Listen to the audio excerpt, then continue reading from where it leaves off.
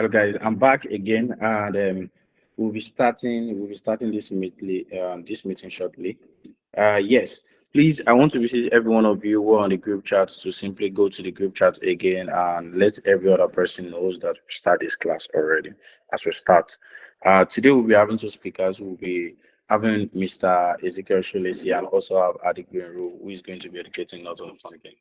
But for now, I want to introduce Mr. Shulesi to you guys. So I would like every one of you to listen. First, before I even, okay, let me go ahead and introduce Mr. Ezekiel Shulesi. Then I have some information to give you guys. First, Ezekiel Shulesi is an author, insightful speaker, a serial entrepreneur and coach, is the CEO of Live Simple, an organization whose acronym means life, investing, money, and business made simple. The company has a mission to provide simplified technical, inspirational, and motivational information that would enable everyday people make deliberate improvements in their lives and businesses. His activities as a speaker and facilitator span over varieties of industry. As a business strategy consultant, his work with over 2,400 SMEs and MSMEs, and also with some of the top companies in varying industry, helping some of them improve revenue from multi-million naira mark to billion naira a year revenue mark. He also worked as an executive business coach to a number of A-list entrepreneurs and somebody like me. So, guys, in this bar, right, this short bar, very very big bar, it should actually have so much more attached to this. Mr. Ezekiel is consulting for one of the biggest real estate firm in the industry, and yes, Mr. Ezekiel is also consulting for Uvest. So don't be surprised that Uvest is going to be in a lot of billions this year. So I'm using this opportunity. I would like every one of you to please welcome Mr. Ezekiel as he take over from me right now. Please, I would like you to drop a clapping emoji on the group chat. Or I think there's a simple way to do that now. So welcome, Mr. Ezekiel. Thank you, Mr. Ezekiel, for having us. You're welcome. Good evening. Thank you so much for having me too. Looking forward to this evening. Looking forward to this evening. Thank you so much. Thanks for the emojis. I'm not so conversant with Google. Google. Yeah, but okay, cool. So can I kick off? And then Yes, how do I yes. share my screen? Can I just go to share screen? Yes, there's a part there that says Yeah. present. Okay, so I'm sharing screen with everyone. How do I just go to my presentation? Now, okay, I need some education here. Can you see my? Yes, we can. So you can see my screen right now. Yes, we can see your screen. Okay, cool. Okay. Well, thank you so much for your time.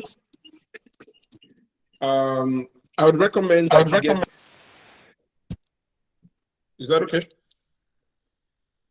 Can we hear me? If you can hear me, please. Yeah, Yes. we can hear you clearly. Okay, good. So I'd recommend that that we get a biro and a pen because I'm hoping that the session will be quite.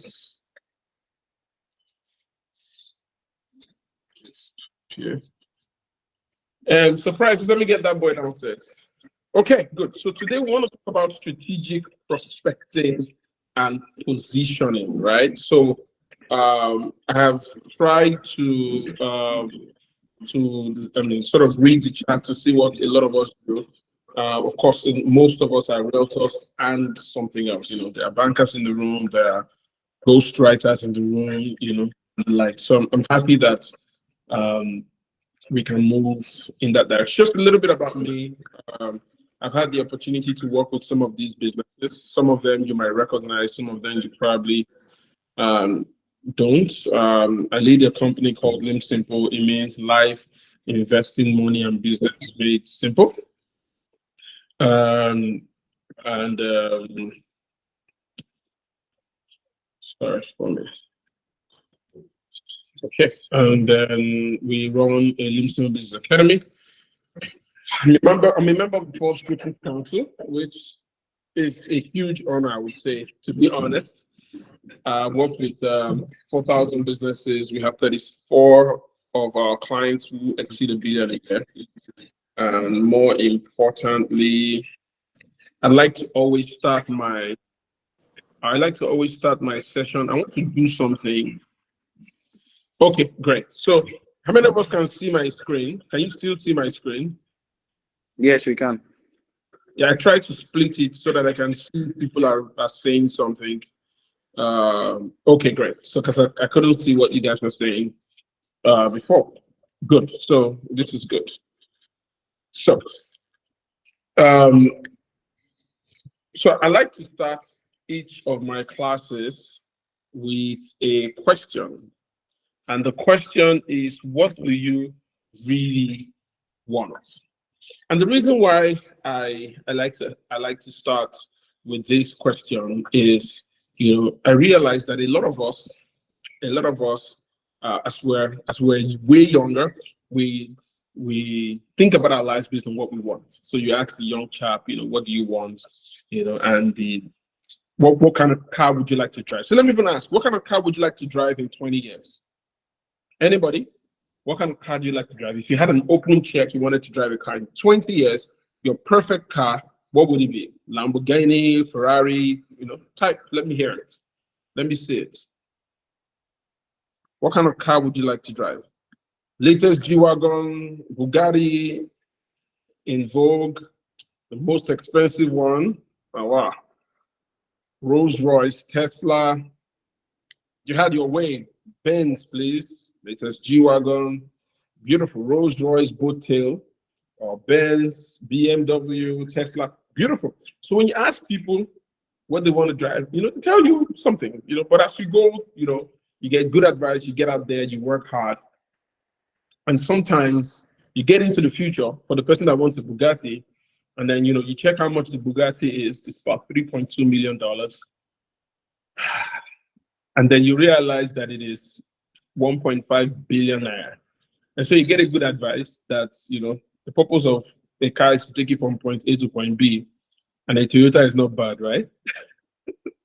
Right? So the challenge here is that this approach then gets us to start to scale down our dreams. And so what I want to do, and the reason why we scale down our dreams is because we don't realize that life does not add, life compounds. If you keep doing the right thing over and over again, your life will not increase, will not grow incrementally. It will grow geometrically, right? And so Philip was mentioning that I've worked with a couple of businesses that do over $1 billion, and yes, I have. And I have some very remarkable stories. I have stories of businesses that they were homeless in 2012, like literally squatting in family squatted with 13 families leading up to 2012 over a 3-year period. And guess what happened? Last year, the business did 86 billion.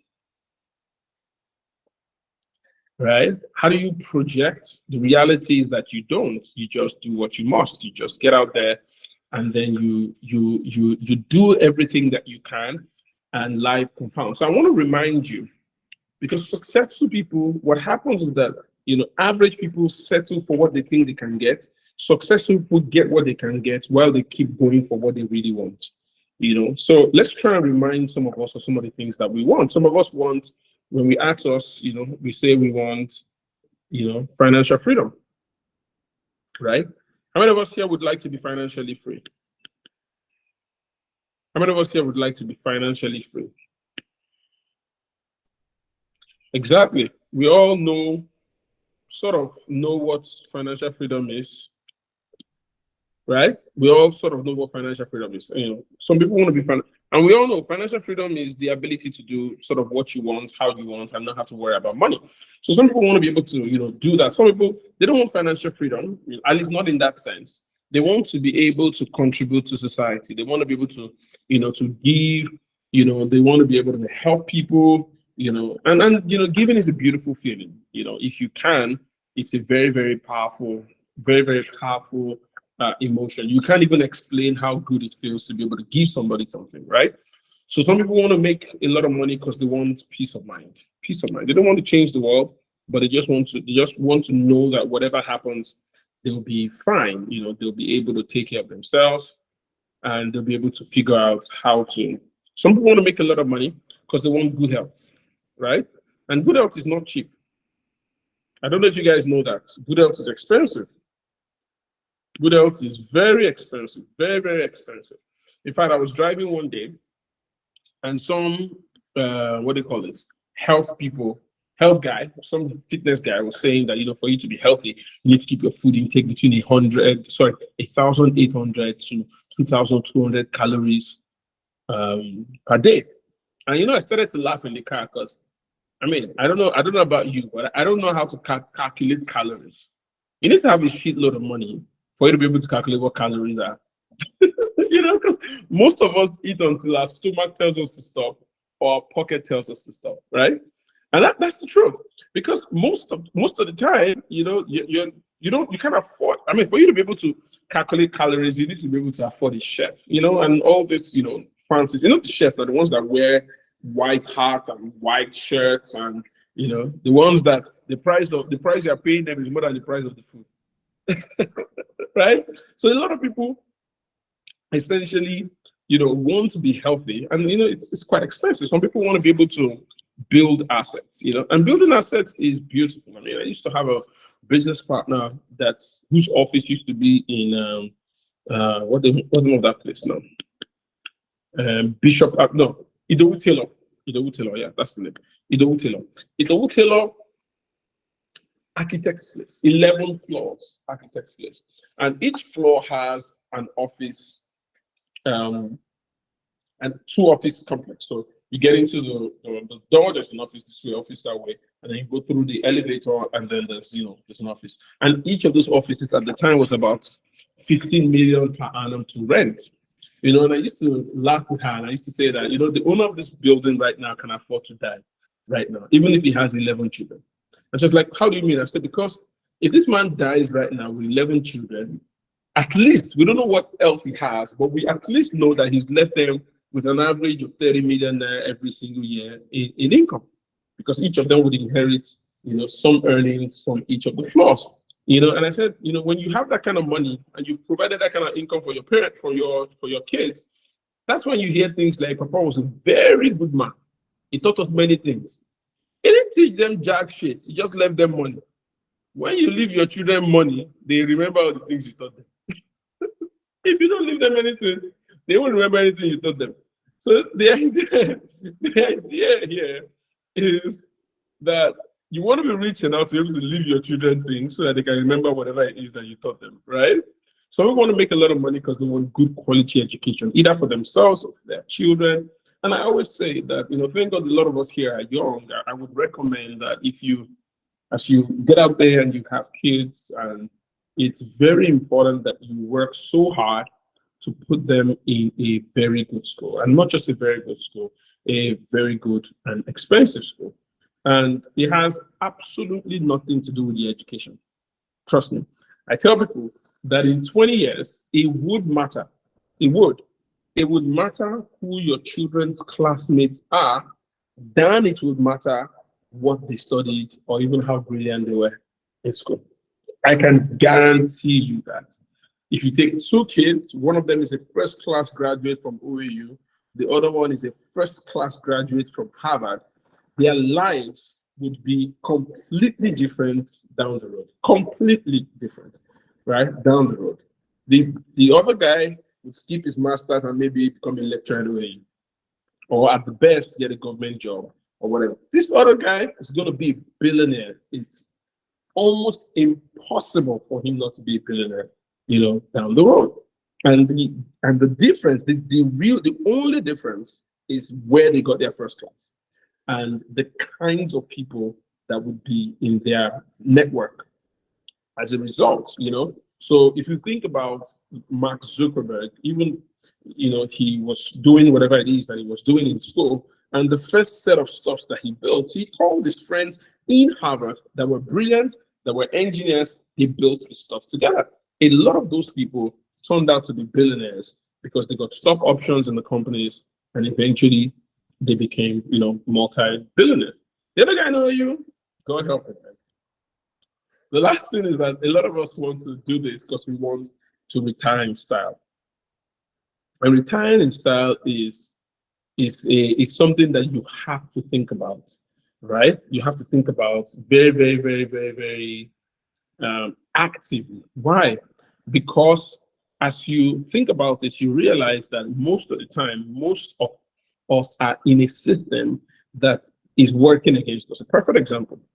Now, I'm not too used to this because I'm used to Zoom. A perfect example: if you had a job that gave you that allowed you to spend 50,000 every month to your retirement account, right? 50,000 every month. Now, let's assume, of course, this is a very good job. So let's assume that this person can sort of, spend this kind of save this kind of amount every month. It'll be about 600K a year, right? Now, 600K a year. Let's assume this person gets 10% guaranteed interest. He gets to do this for 20 years. He gets something more, compounding interest, right? The interest can compound over time, right? By the time this person retires, he would have 32.2 million in his retirement. How many of us would like to have this kind of money in your retirement account? 32.2 million so that you can ball out of control. How many of us would like that? Say yes if that's you. Of course, a lot of us would not love to pass up an opportunity like that, So, if you would like it, say yes, say yes, say yes. And let me see how many of us. This is 32 million that we're talking about. Nobody's gonna work away from this kind of money. It's a shitload of money. Exactly. I feel you. Like, wow. Myowa, I like your own yes, sir. You've seen our years. Right?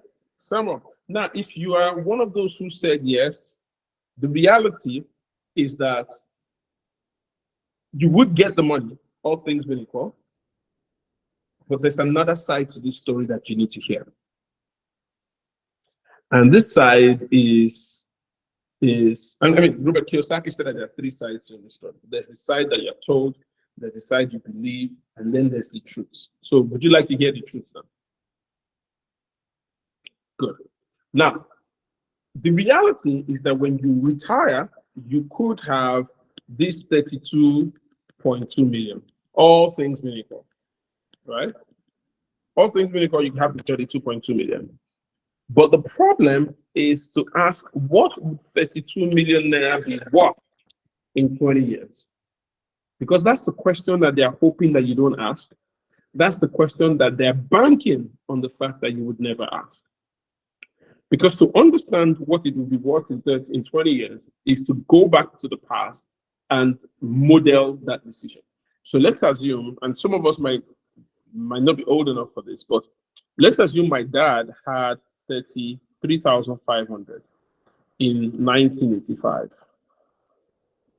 Now, in 1985, 3,500 was not small money. It wasn't back pocket change. In fact, I might shock you, 3,500 was some people's annual salary in 1985. And a brand new car, Volkswagen or 504, 505 Evolution, blah, blah, blah, blah, blah, was about 2,900, 3,200, that kind of thing. So if my dad had that money in 1985, he probably had to have had a fantastic job that paid him maybe 3, 4, 5 times more of that, which was in the top 5% of the earners in the country at the time. So his friend says, don't put that money in a what do you call that thing? Don't put that money in a, what do you call it? Don't put it in a car. You can put it in a savings plan or retirement plan. Do you know what's going to happen in 20 years? So he does that, right? He does that every year, and he does that for 20 years. He gets 10% guaranteed interest.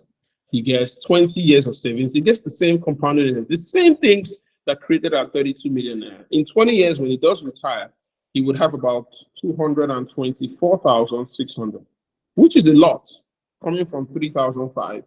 The problem is that he's going to get this money in 2005.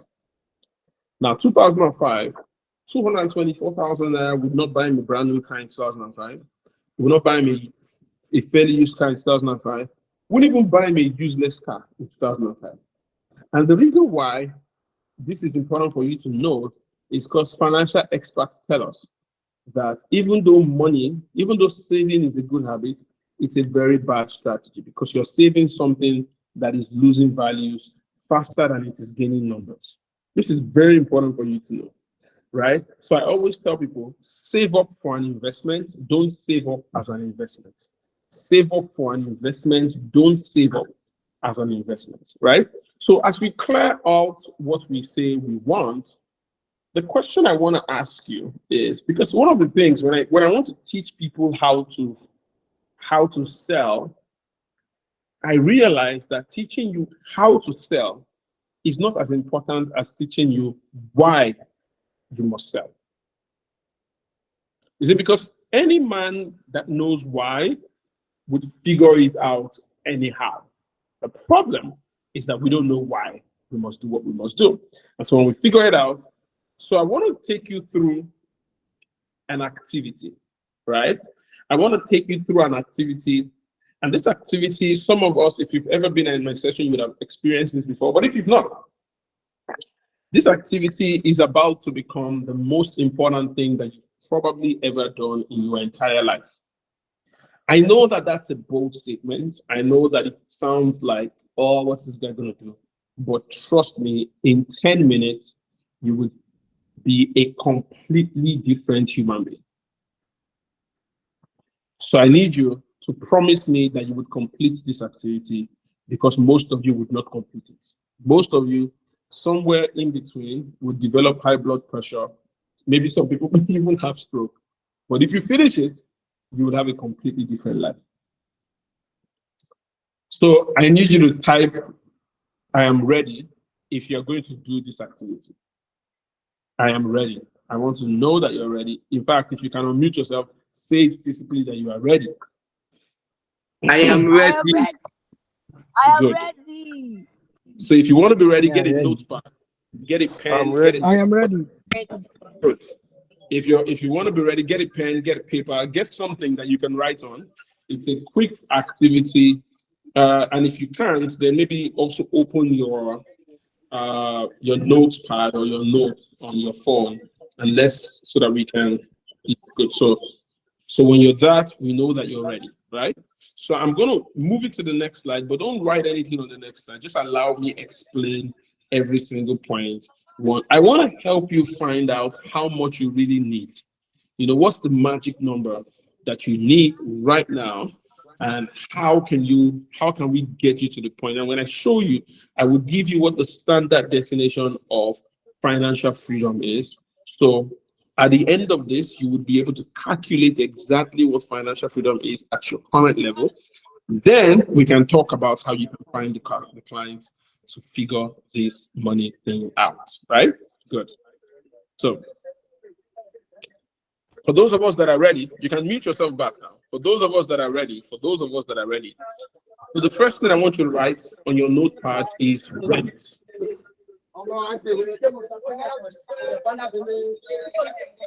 So Aaron Mura can mute himself. Beautiful, yeah. So the first thing I want you to write is rent. Is there a way to create a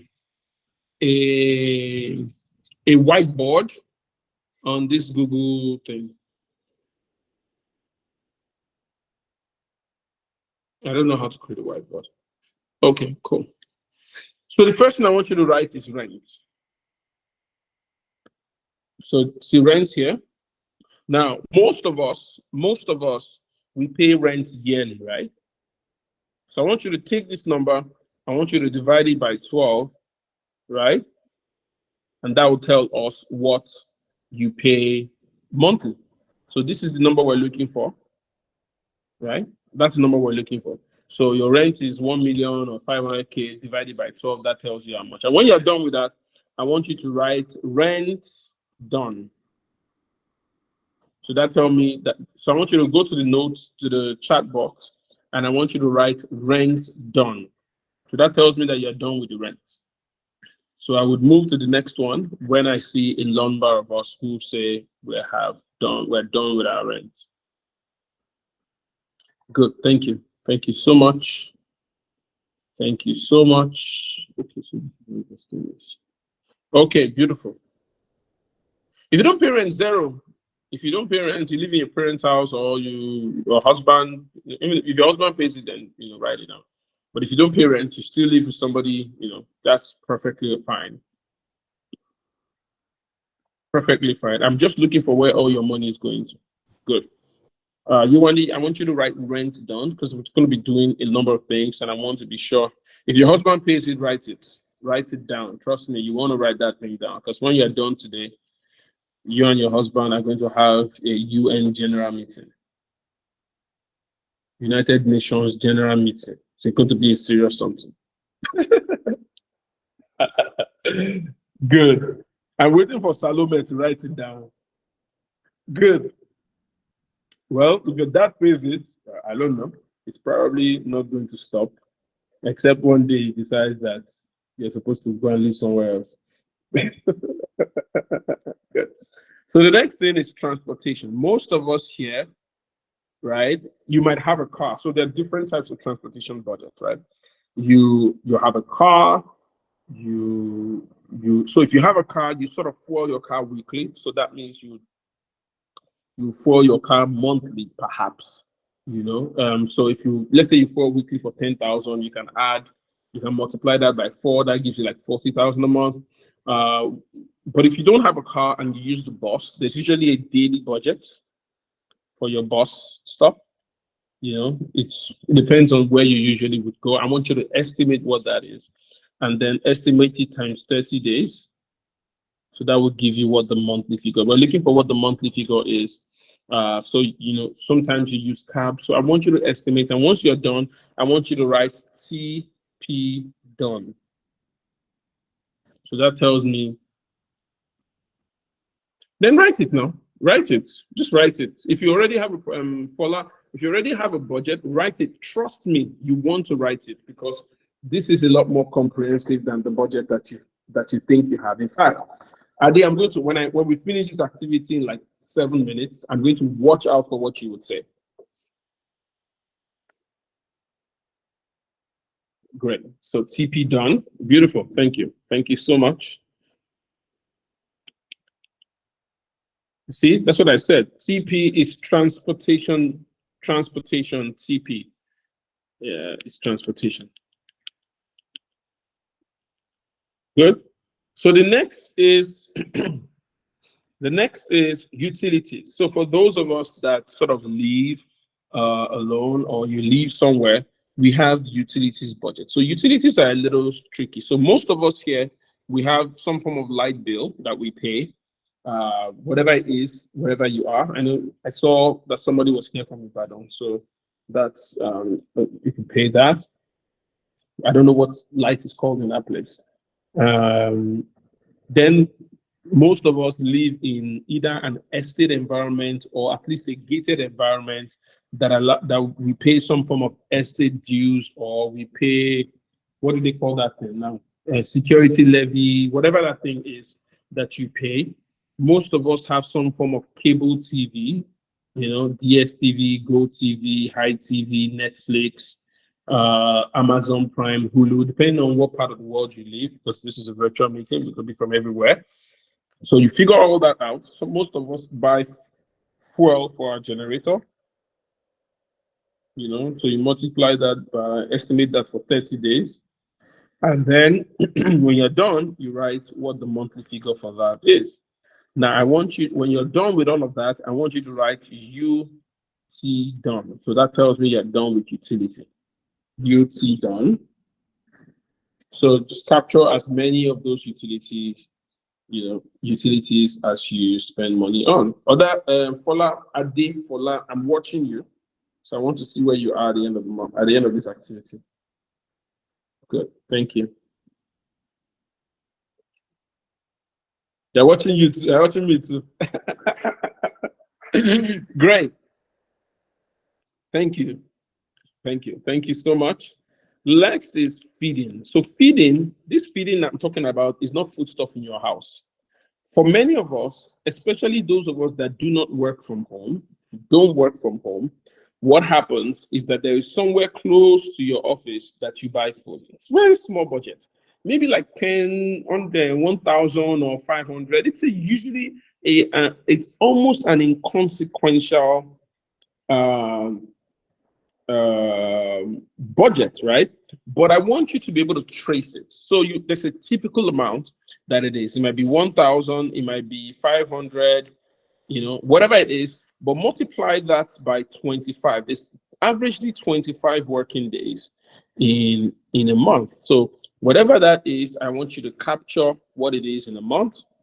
And for like, I'm beginning to see problem. I'm telling you that Sally and Yakoyo 5 and 6 exactly. Salome, just keep going. Salome, just keep going. So that's small budget. Once you finish that and you calculate it, I want you to write FD done. So that tells me FD here is not Feladio, it's food.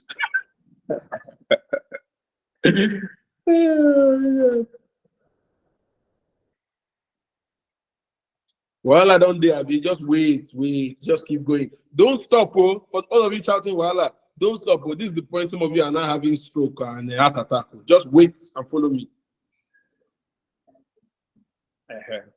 Just follow me. Don't go anywhere. We're still together.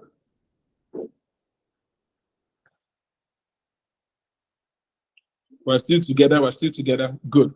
So once you're done with this one, then you now have a budget for groceries. So groceries is sort of what some of us consider food budget, right? So it's usually a large budget in your household, right? It's a big budget, food stuff, toiletries, the whole 9 yards.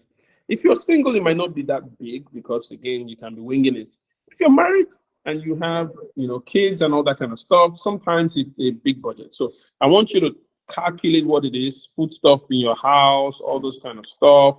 And then I want you to write the monthly figure of that. And then I want you to write GC done. So that tells me you've done the groceries. GC done. GC done. Okay, great. So write it. Trust me, the rest of the class is easy. This part is the major part for today. Once we figure this out, I'm going to run you through. The class, and it's going to be completely crazy for you. But you need to get past this. If you make it past this class, past this next 3-4 minutes, trust me, your life would be very different. And by the way, I wanted to say thank you to all of you. I mean, a lot of you guys sort of tagged me on LinkedIn. I didn't know that Uvest was so big on LinkedIn. Uvest, I helped my LinkedIn career. I've not blown on LinkedIn. Okay, good. So we're done. Many of us, GC is groceries. Yes, groceries. That's GC. So you're done with GC. That's good. The next thing is school fees. So school fees is sort of tricky. And it's sort of two ways. Some of us here have children.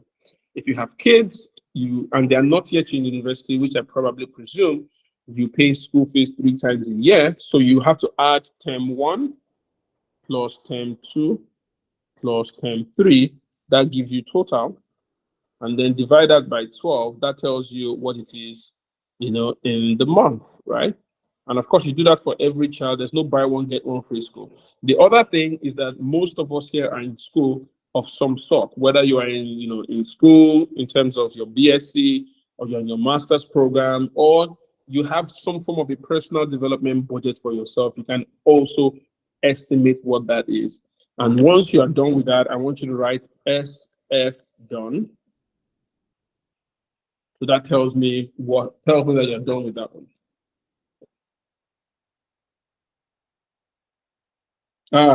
Kids chill first. Children are expensive. All of them I want to marry. One of my friends told me that children cost, the average child is a 65 million naira loan, payable over 25 years. Someone say single, I thank God. What are you thanking God for? Do you know when you have your own child, do you know how much it's going to be? My first child is 7. My second child is 2. I wish I had them both at the same time because Things don't work. Things look, it's very expensive to have a child.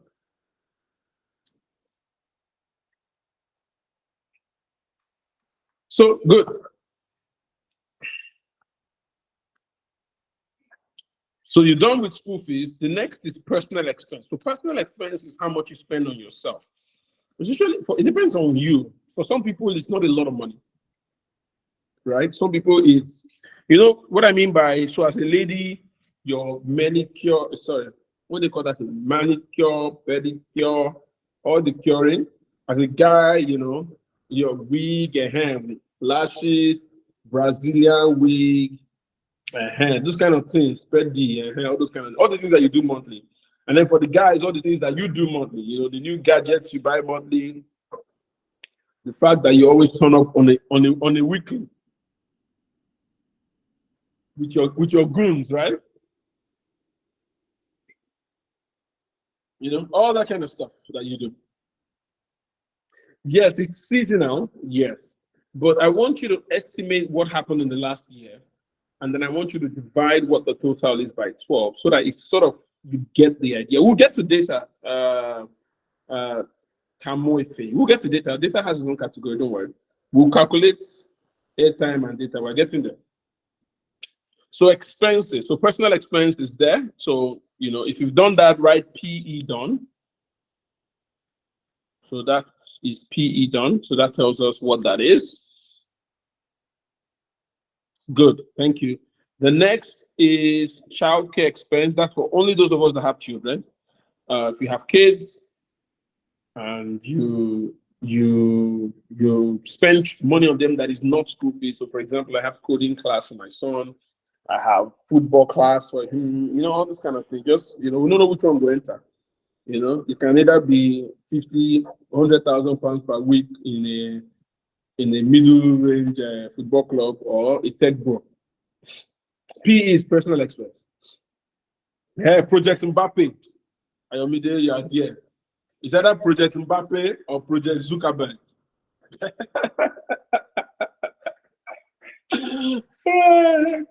But we'll get to dependence. We're getting there. Just wait. We're coming. So that's childcare expense. So if you do childcare expense, it's CC done. And childcare expense, FOLA could mean dependent. So are you paying anybody's school fees, and all that kind of stuff. So when you're done with that, then we go to the small big one, which is your communication budget, which is airtime and data. How much you spend on both of them, right? So you have to keep going, Alexander. Don't stop. Airtime and data. So that's communications budget. How much you spend on airtime, how much you spend on data. And when you're done, I want you to write COM done. Coms done or COMS. COMS done. So write your airtime, write your data.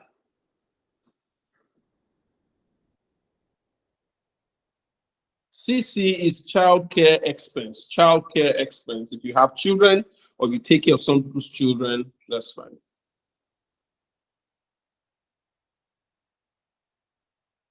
Yeah. So you can skip that and go to communications. How much you spend on airtime, how much you spend on data.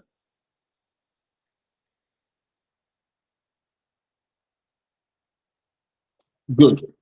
So if you're done with communications, the next one is giving. So giving, we give, no, monthly, sorry. We give, actually I'm a rich kid. We give, sort of differently. Some of us give to God, whatever it is that you give. Some of us give to our parents. Some of us give urgent 2K to our friends. It's important that you have a budget for it, because if you don't, you're in somebody's budget, you're in somebody's supplementary budget. Right? So communication. And once you do that, I want you to write GV done. So that tells me that you're done with giving. Try. That's the best thing you always give money to, have you? Yeah, GV done. Yeah, good, good, good. We're almost there. We're almost there. We're almost there. We're almost there.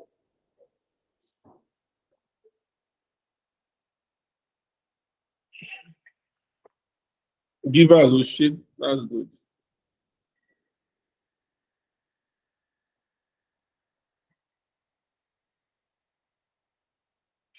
Okay. Then lastly is what I call other. So other expenses is anything that I haven't mentioned, whatever it is that I haven't mentioned. So for example, some of you might have drivers, some of you might go on holiday every month. Some of you might, whatever it is that I haven't, mentioned, just sort of put it in perspective and calculate it.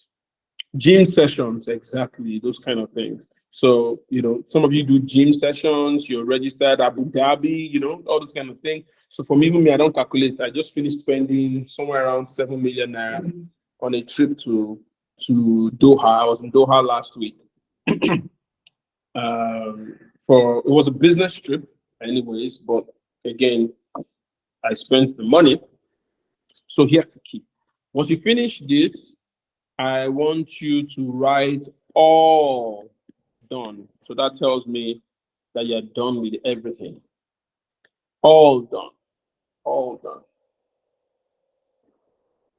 Good. And once you write all done, I want you to calculate, add up everything that you've written, because that gives you an idea of how much you spend monthly. You might not know. The reason why we don't know it is because they don't show up at the same time. All right? Because, they show up at different times. Some of them show up monthly, some of them show up annually. But I can guarantee you that what you're writing is it's not even the accurate amount. It's, just the list of what it is. Someone wrote blood of Jesus. Waiting blood of Jesus do you?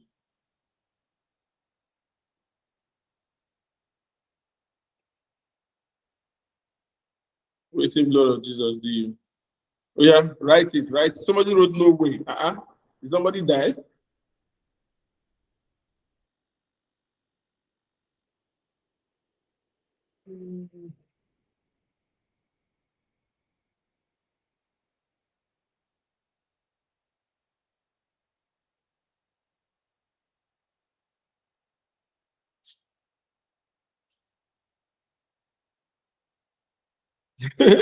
You're underrating myself, billionaire realtor.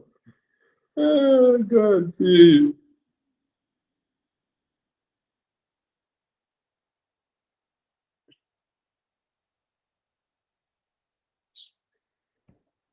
Great. So let's now get back to where is Fola?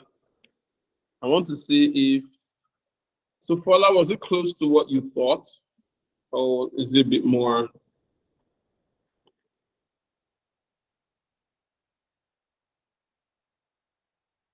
Exactly. Right. So let me help you with the different information that you need now. So here's the thing. Whatever amount that you're looking at right now, for you to be financially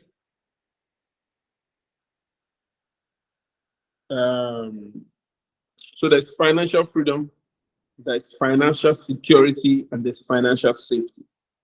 For you to be financially secure, you don't have to write it down so that your kidnap value doesn't go up. For you to be financially secure, you must make at least whatever amount you wrote, you have to have a pathway to making that amount every month. That's one. For you to be financially safe, you must have a pathway and you must be making twice of that amount every month, at the very least. For you to be financially free, and this is very, very complicated, just listen to this last one. For you to be financially free, you must be making 4 times of that amount from a passive income source. So listen, for you to be financially secure, you must make that amount every month in commissions. For you to be financially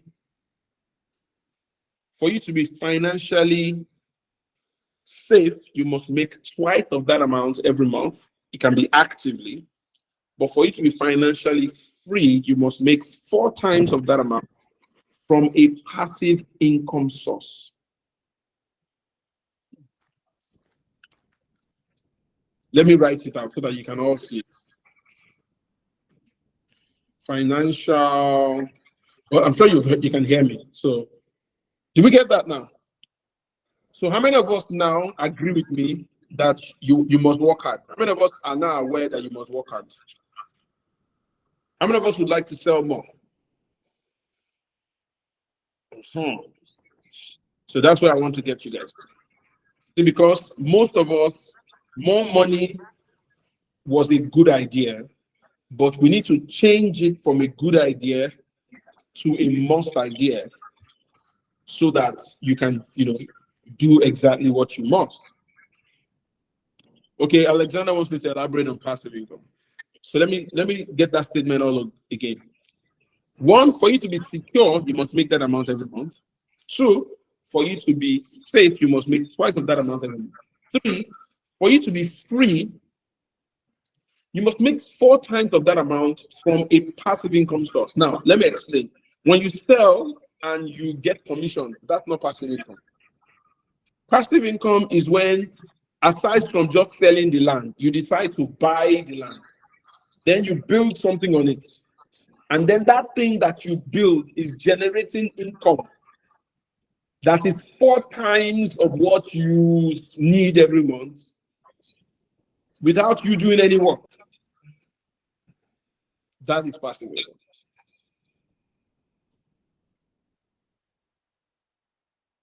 Yes, freedom comes from, for you to be free, it has to come. No, any of your income can come from passive income. You can be safe, you can be secure on passive income, whatever it is. But you cannot be said to be free if you have to consistently work for the money that you earn. Because if something were to happen to you, for example, and you are incapacitated, or you have to leave the country, or you have to stop working for a while, or you have to, you understand? Whatever it is, if you cannot do whatever that thing is anymore, you still need to live your life. I mean, think about it this way. Remember 2020, right? The year 2020. I mean, the people who were financially safe could go through those months because for a couple of months, none of us could work, isn't it? And then eventually, the people who did very well are people who, even in the pandemic, who's that? This person saying something. So even in the pandemic, they could still generate money that did not have anything to do with them personally. Good. So if you are there, then we're ready to go. So now you want to sell. There are 2 main questions that we're going to try to answer tonight. And it's the 2 big questions of sales. I start carrying blocks. It's not, I have not reached like that. I have not reached like that. You can carry real estate and it will be fine. The first question that we need to ask is, who should I be talking to? The second question that we need to ask is, when we are talking to these people, when you're standing in front of the right person, why would they buy? So the first of them speaks to perspective. The second of them speaks to closing, but we're going to elaborate heavily on the first one because we want to help you develop 2 capacities. If you have a question, you can ask it now. I can answer it. Or better still, okay, wait till the end of the session. I might probably have the answer down the road. So, so the first thing is, I want to help you find customers, find the right customers. But the second thing I want to help you do is to position yourself in such a way that the right customers now start to look for you. That way, it makes it easier for your offers to keep going. So I said the two big questions. Don't worry, I will send you these slides. Just don't worry yourself. I'll forward it to I'll forward it to Philip just after this session, and then he would send it to whatever group that you guys are all in. All right? So you can have access to the slides. So I said the two major questions of sales is, who should I be talking to? I'll give you a perfect example. So I live in an estate now, and a lot of people think about this estate as sort of like a big man estate. So, I mean, where my house is now in my study, just down the road from here is a guy, a popular guy. He drives a Mercedes-Benz Maybach, right? Down about a couple of blocks from where I am is another neighbor that took delivery very recently of his Rolls Royce. So somebody can be looking at this area and say, big back Rolls Royce. So now comes to my gate and knock the door. Then I open. They say, as your neighbors are driving this car, it looks as if you can drive it too. The person now is explaining to me why Rolls Royce is good for my life and my reputation. I mean, the reality is that today I cannot spend 1 million, 250, 500,000 to $1 million in a Rolls Royce. It doesn't make sense to me right now. Maybe I might spend it in 3 years, in 4 years, maybe next year. I mean, I'm not like I'm very far from, but the reality here is that no matter what that guy says, I'm not the person he should be talking to. How many of us agree? If he wants to have a job in 6 months, and he doesn't want to be telling his bosses that, don't worry, he's in the pipeline, he should look for somebody who can make a buying decision, a Rolls Royce buying decision today, rather than one that would make a decision in 6 months or 1 year, right? So the reality is that some of us are trying to sell our property, and we're talking to people who would be able to make a buying decision next year, but you need somebody to buy this month. I don't know if you get the difference. Now, when you then find that person, the second big question would be, why would that person buy from me? You see, because the person who's buying a Rolls Royce, for example, is not buying a car. If he wants to buy a car, he can buy a Toyota. The person who's buying a Rolls Royce is buying status. It's the reason why they don't advertise Rolls Royce on social media, right? They don't advertise Rolls Royce on social media.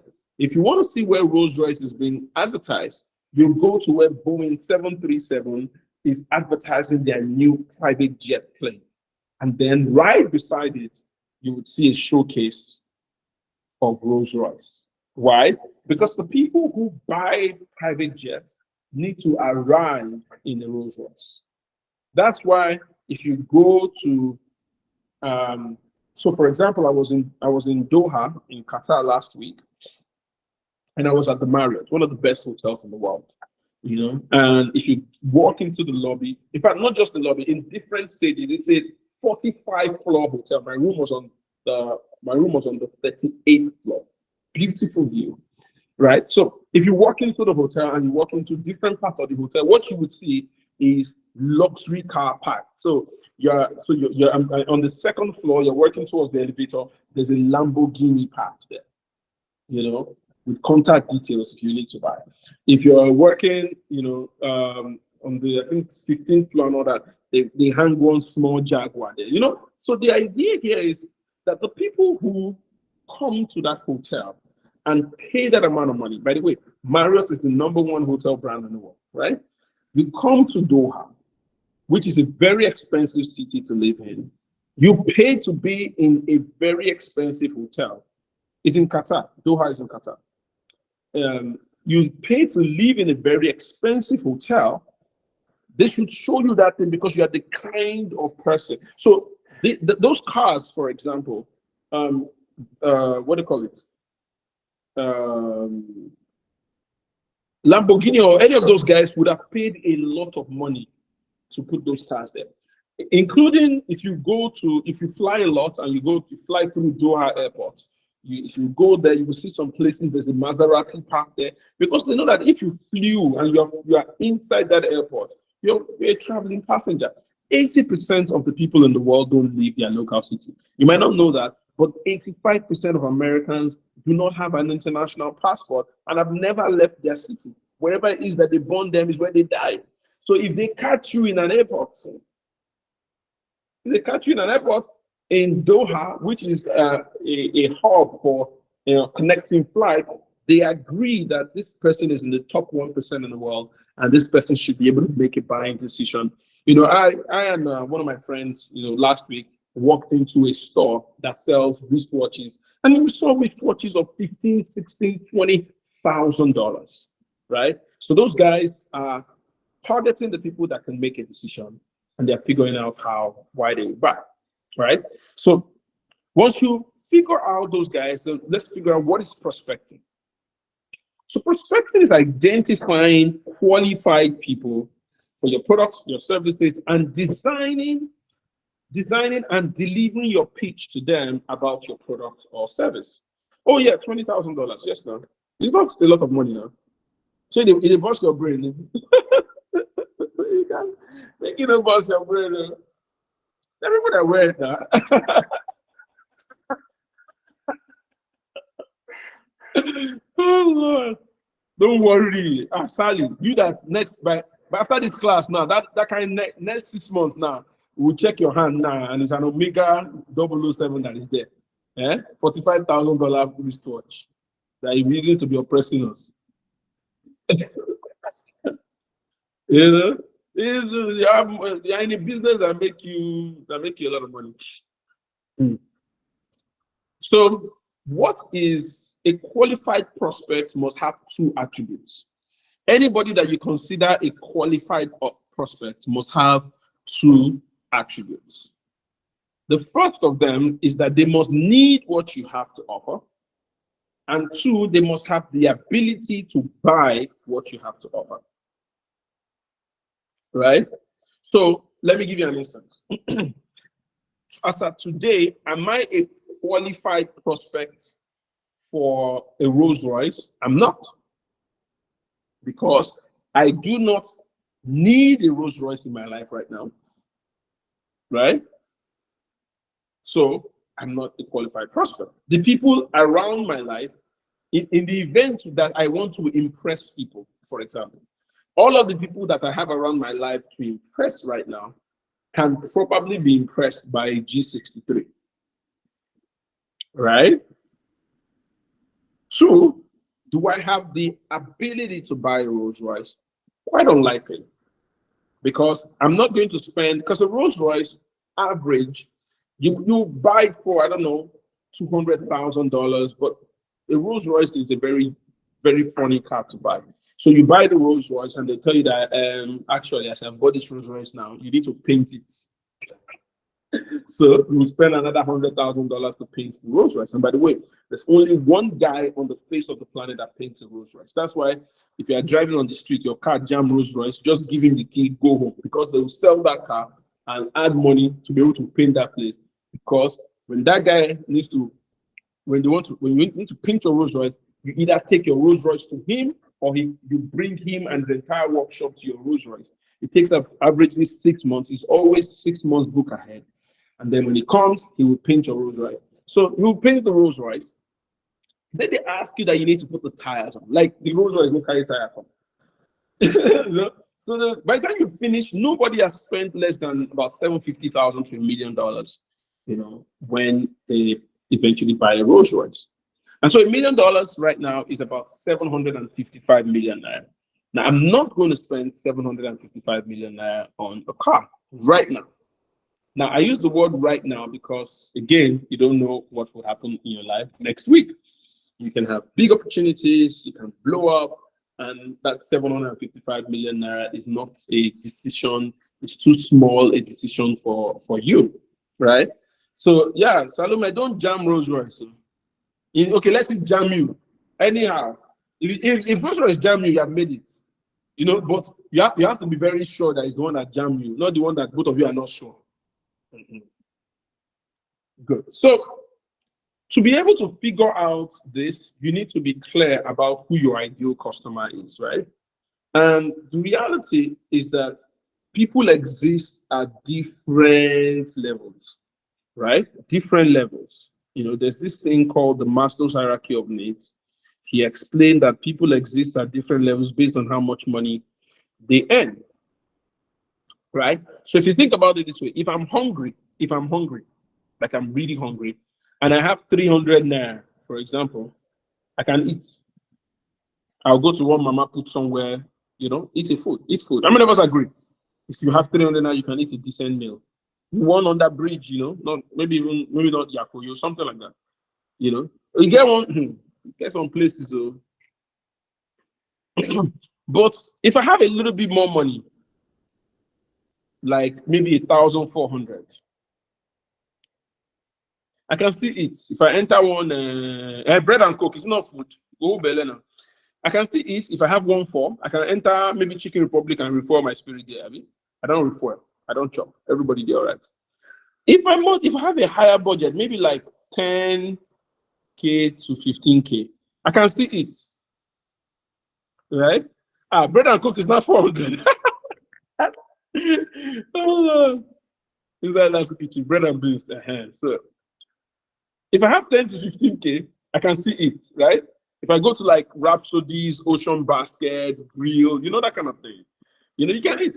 If you have maybe 50K, you can still eat. The same one food, though, you still eat. But there are people that are up here. If you have about 350K, you can still eat. There's a restaurant in Lagos here that the meal is about 350, about 100 to 350K per meal. I've eaten there before, right? Don't worry, I never make them like that. Nah. I had a meeting with one of my clients there. I went there with one of my staff. Yeah, 300,000. It's food, though. Food. Like you taste the food like this, you know that Jesus Christ was a Christian. He had to have been a Christian. Yeah. You see, let me explain something. All of you, don't be allowing your poverty to be talking too loud. 350K, only for food. No. Let me tell you one story. So I had a friend in Abuja. This was maybe 2011 or 12. I can't remember the year. So we went. We went to Silverbird Galleria to watch a movie. Right? Went to Silverbird Galleria to watch a movie. And if you know Silverbird Galleria in Abuja, you buy your ticket on the 3rd floor. You watch your movies on the 4th floor. But on the 5th floor is the VIP sort of movie lounge. And then the ticket was 1,500. So you buy your ticket. And so we went up, and then he noticed that some other people were going up. And so he asked me that, why are these people going up? I said, well, they're going to the VIP section and they're watching essentially the same movies we were, but the chair's more comfy, blah, blah, blah.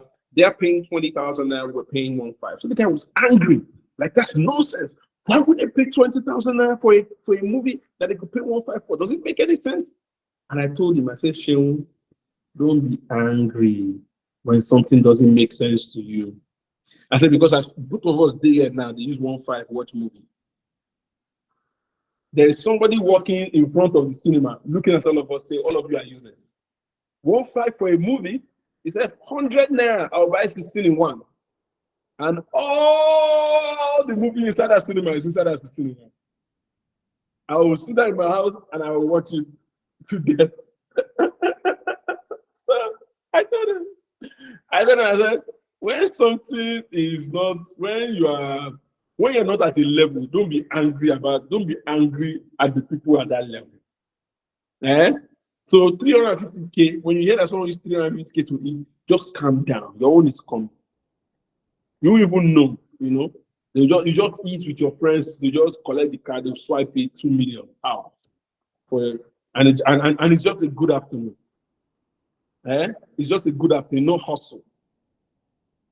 They don't used to receive that one, they used to work for it.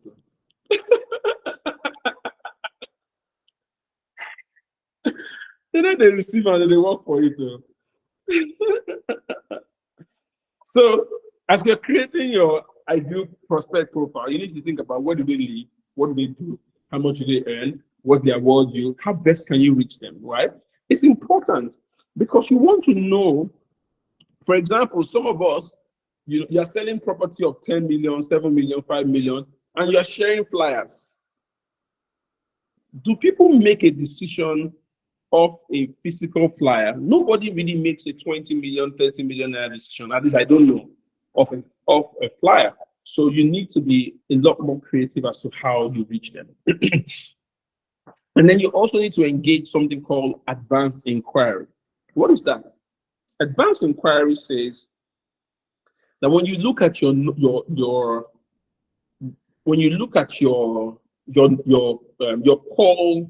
contact list on your phone, right? When you look at your contact list, you realize that almost everybody has almost everybody is reachable on that contact list.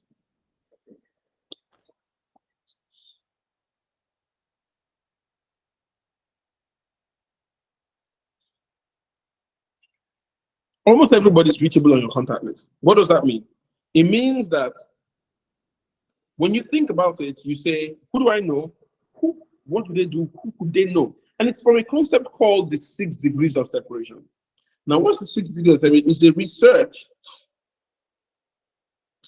right? It's a research in Harvard that explained that everybody is at the very maximum 6 people away from everybody else on the face of the earth. 6 degrees of separation. Can you see my slide? Fatima, can you see my slide? Because it's written there. I wanted to know if you can see my slide. You can't see my slide. Can anybody else see my slide? Are you serious? So I've been talking things to myself. Whoa. Can you see it now? Oh, wow. This is interesting. Let me see.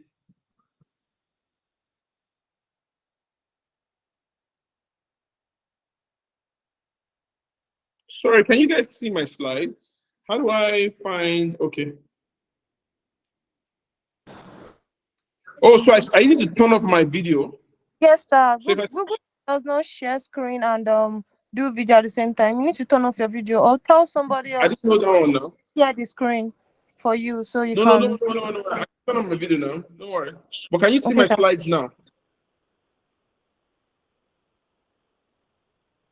Can you see my slides now?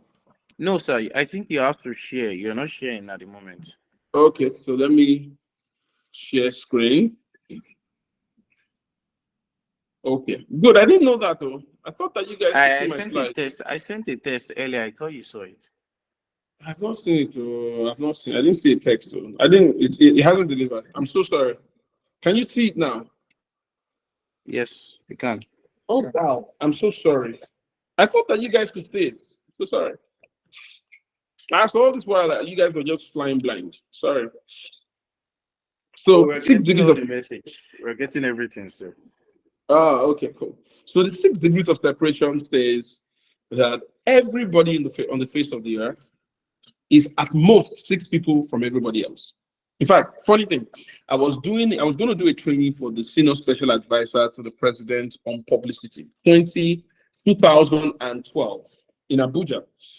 And I was in his office. I was trying to explain to him what the training was about and the likes. And he then I mentioned this 6 degrees of separation. It was like, this is nonsense. That you know the president. So I said, sir, can we just see how many people away I am from the president? I said, for example, I had a friend in secondary school called Scholar. Scholar introduced me to a man called Dr. Wilson. So Dr. Wilson, I used to write a couple of columns for his, bi-monthly newspaper at the time, right? And Dr. Wilson eventually, after a couple of years, became the special advisor to the senior special advisor on publicity, which was Dr. Dunye Kukwe. This was done before he became obedient. Right? And then I now turned to the man and said, sir, that if I give you a good enough reason, a compelling reason why it is both in your interest and the president's interest for me to see him now, I believe that you have his number. But look, but at the very least, you have the Secretary General of the Federation who can get me to see the president, today. He looked at it and he was dumbfounded. I said, sir, I'm not 6 people away from the president. I'm 5 people away from the president. All right? And so how does this work for you? This is how it works. You want to find people, you use the connections that you already have. All right? Can we still see my slides, please? So that I'm sure that I'm not. Okay, great. So 6 degrees of separation allows you to. So the idea here is that as you now start to network or you want to start to sell, it's important that we find a way to meet people before they need our service. If you meet somebody who already wants to buy land or buy what you're selling, it's already late. It's important that you meet people before they want to buy it. So how you do that is that all of us must become very, very, very powerful content creators. Why? Because educating people about something is the best way to catch people before they need that thing. So that what your education becomes the basis for which they judge what they need. And if you help them understand what they need, chances are that they would most likely want you to solve that problem for them. Very, very important. All right. The second thing that we need to think about as we are looking for these people is sometimes the most influential person in the conversation is not the person buying. It's somebody else. So for example, it's like you meet a couple, you're talking to a couple, and the wife is probably the one that has the money that wants to buy, but you have to convince the husband. Because the husband is in fact, he might not be the breadwinner of the house, but is considered the smart one in the house.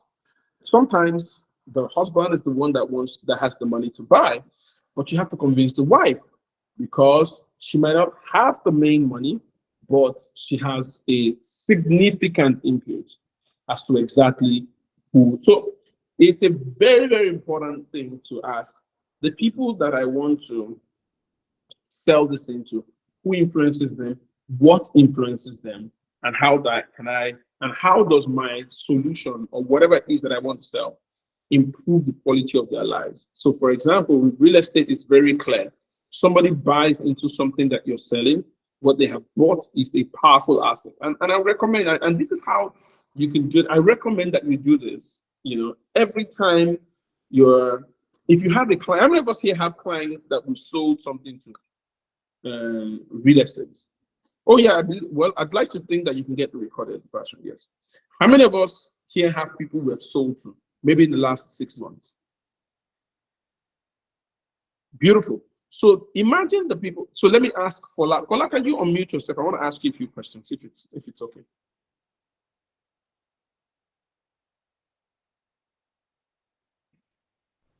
Hi.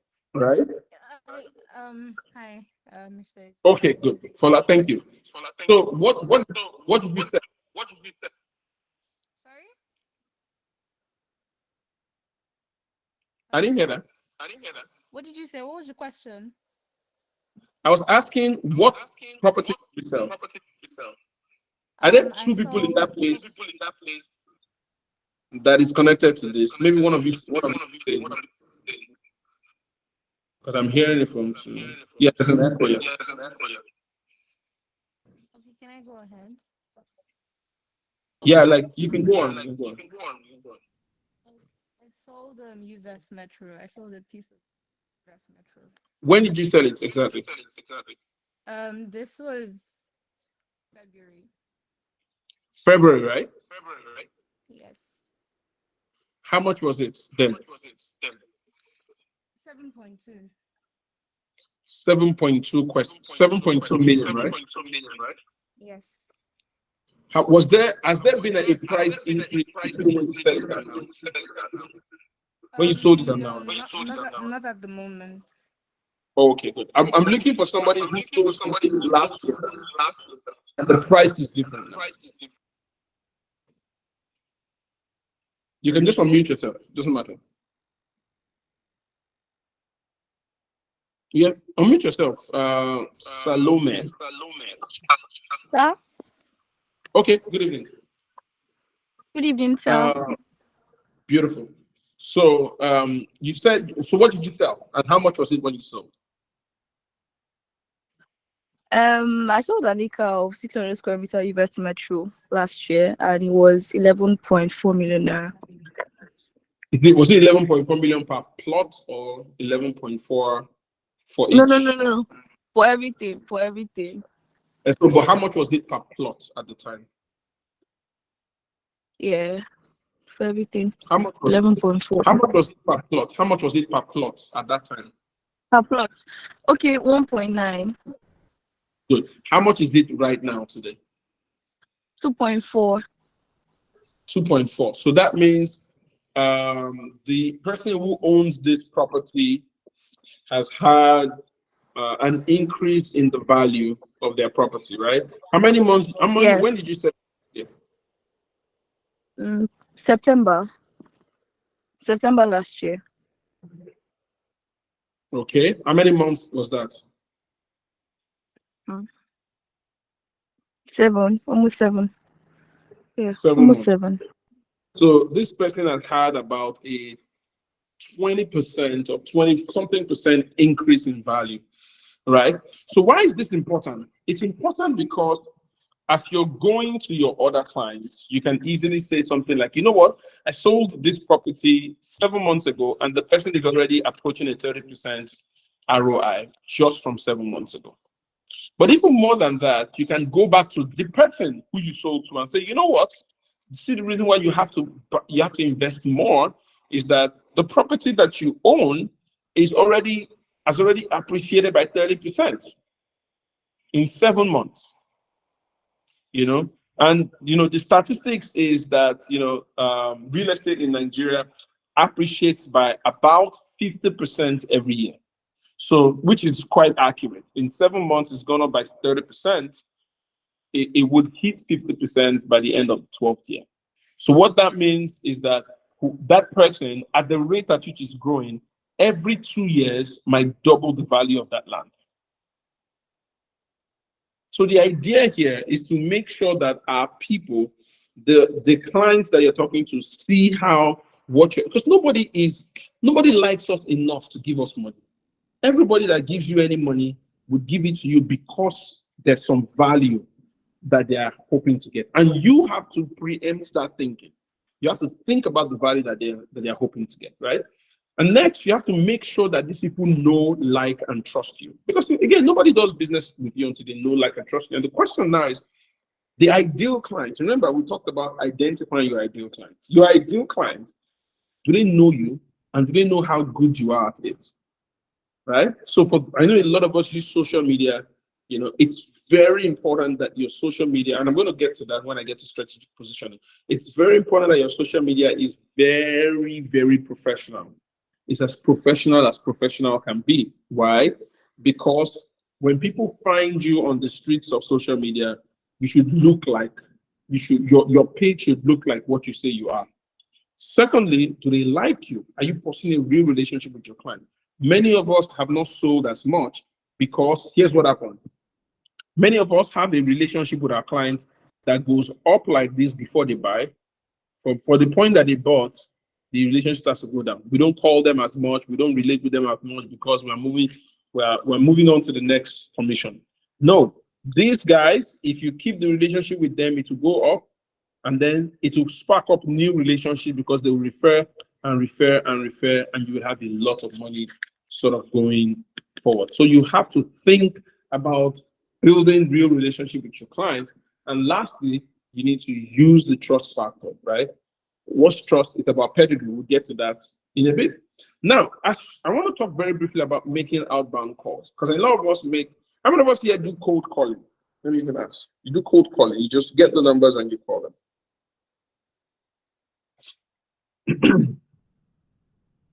You do cold calling?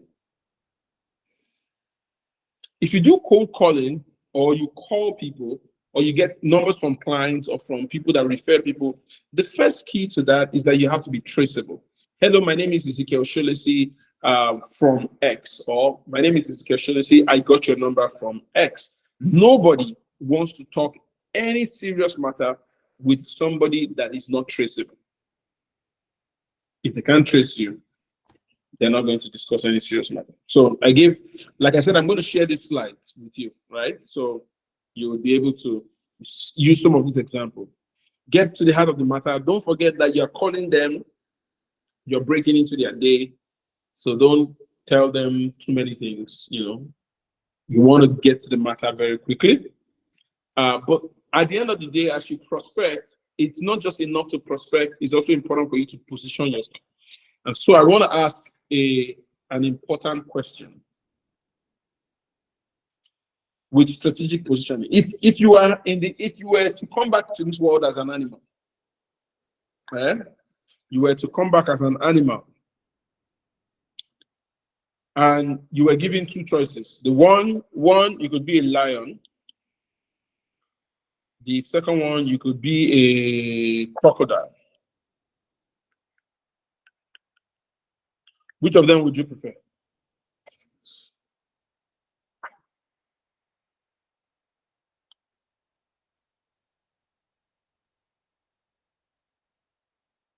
You could be a lion or a crocodile. Which of them would you prefer?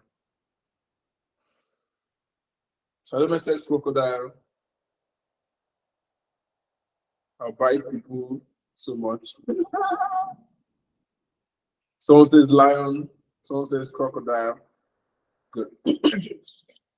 The decision you make is determined by your ideology of hunting.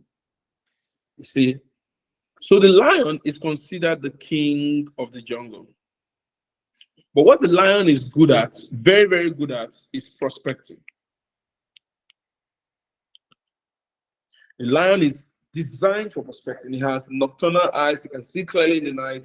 He gets out there. He hunts and hunts and hunts. But the problem with the lion is that the lion doesn't live long. And the reason why the lion doesn't live long is that its primary means of getting food is so stressful that as the lion gets older, it becomes impossible for him to eat, because he can't run as fast as those gazelles anymore. So most lions die of starvation. You might not know this, but forget that king shakes thing. Most lions die of starvation. But the crocodile does something that is very unique. The crocodile does what we call strategic positioning. So the crocodile would stay where he knows the client, the prospect must come. He stays in the water, and usually the watering hole. And what happens is that when he stays there, the zebras, any of those guys, they come and drink water, right? Oftentimes they're drinking water, and they usually come in a herd. And as they're drinking, people at the back want to drink, so they push some people forward and and the crocodile just picks out its lunch from that watering hole, unknown and unseen, right? So if you want to, so there's a way in which you can become a very powerful lion. But if you're thinking strategic positioning, you have to become not just a powerful lion, you have to become like a crocodile.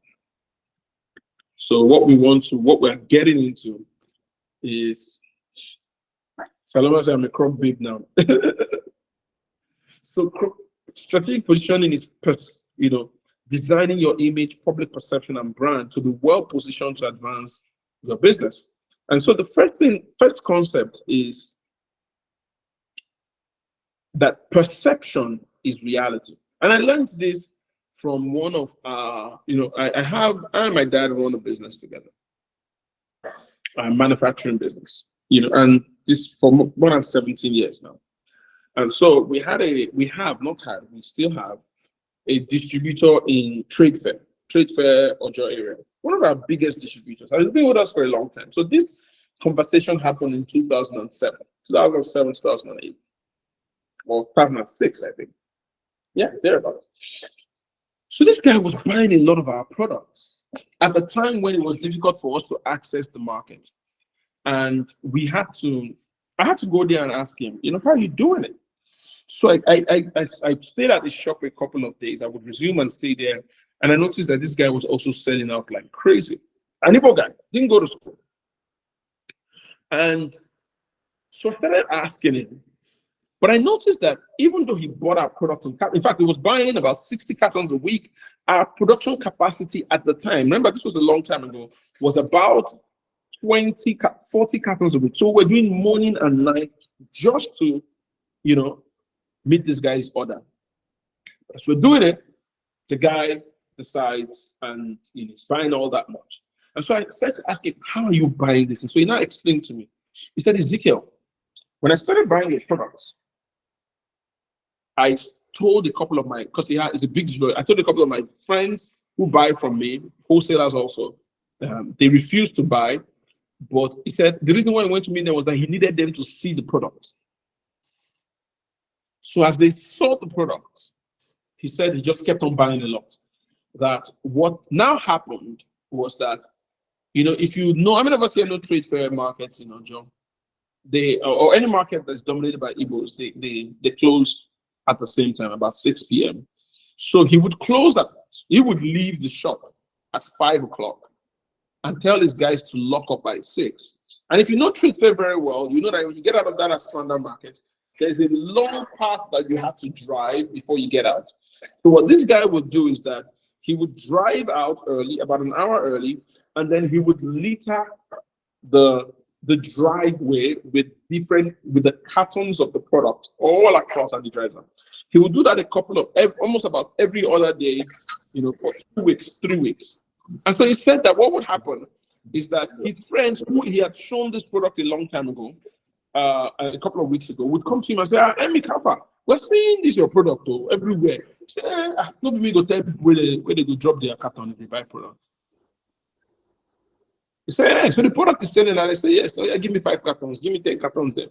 He told me, he said, Ezekiel, more than a thing selling is the perception that it is selling. That if you sell one thing, project it so that people see that you're doing well. So for example, Sharon that sold the land that she sold that time, right? She needs to project it and see so that people see, because once people realize that a top selling realtor, what happens is that they want to do more business with you, right? And then the second thing is that you have to be clear about how you want to position. So in strategic positioning, there are different. So let's take cars, for example. Not all luxury cars are the same, right? So there is an aggressive design, there's comfort, performance, aggressive design, and elegance, right? So you see this place here, comfort, you have Jaguar, you have Mercedes-Benz, AMG, aggressive design. That's why the G-Wagon looks very ugly. You see elegance and comfort. Maybach is elegant and comfort. Rolls-Royce is elegant and comfort. Bentley is elegant, not as comfortable. Maserati is quite elegant, not that comfortable. Right? So you see elegance and performance. BMW is high performance. Aston Martin, Bugatti, and then up here is performance and aggressive design. You see Ferrari, Porsche, Lamborghini, and the like. So you see that every single business figures out exactly what luxury means to them. So again, we come back to the same conversation. If you want to position, you need to know who you're positioning for. So you need to know who your ideal client is.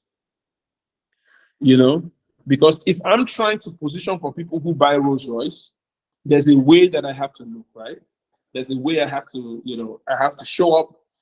If I'm trying to position for people who buy Toyota, there's a way I have to show up. There's a way I have to look. So it's very, very important. The second thing that you must do, and this is very important, position yourself as an expert. Everybody in this room, as a realtor, position yourself as an expert. What does that mean?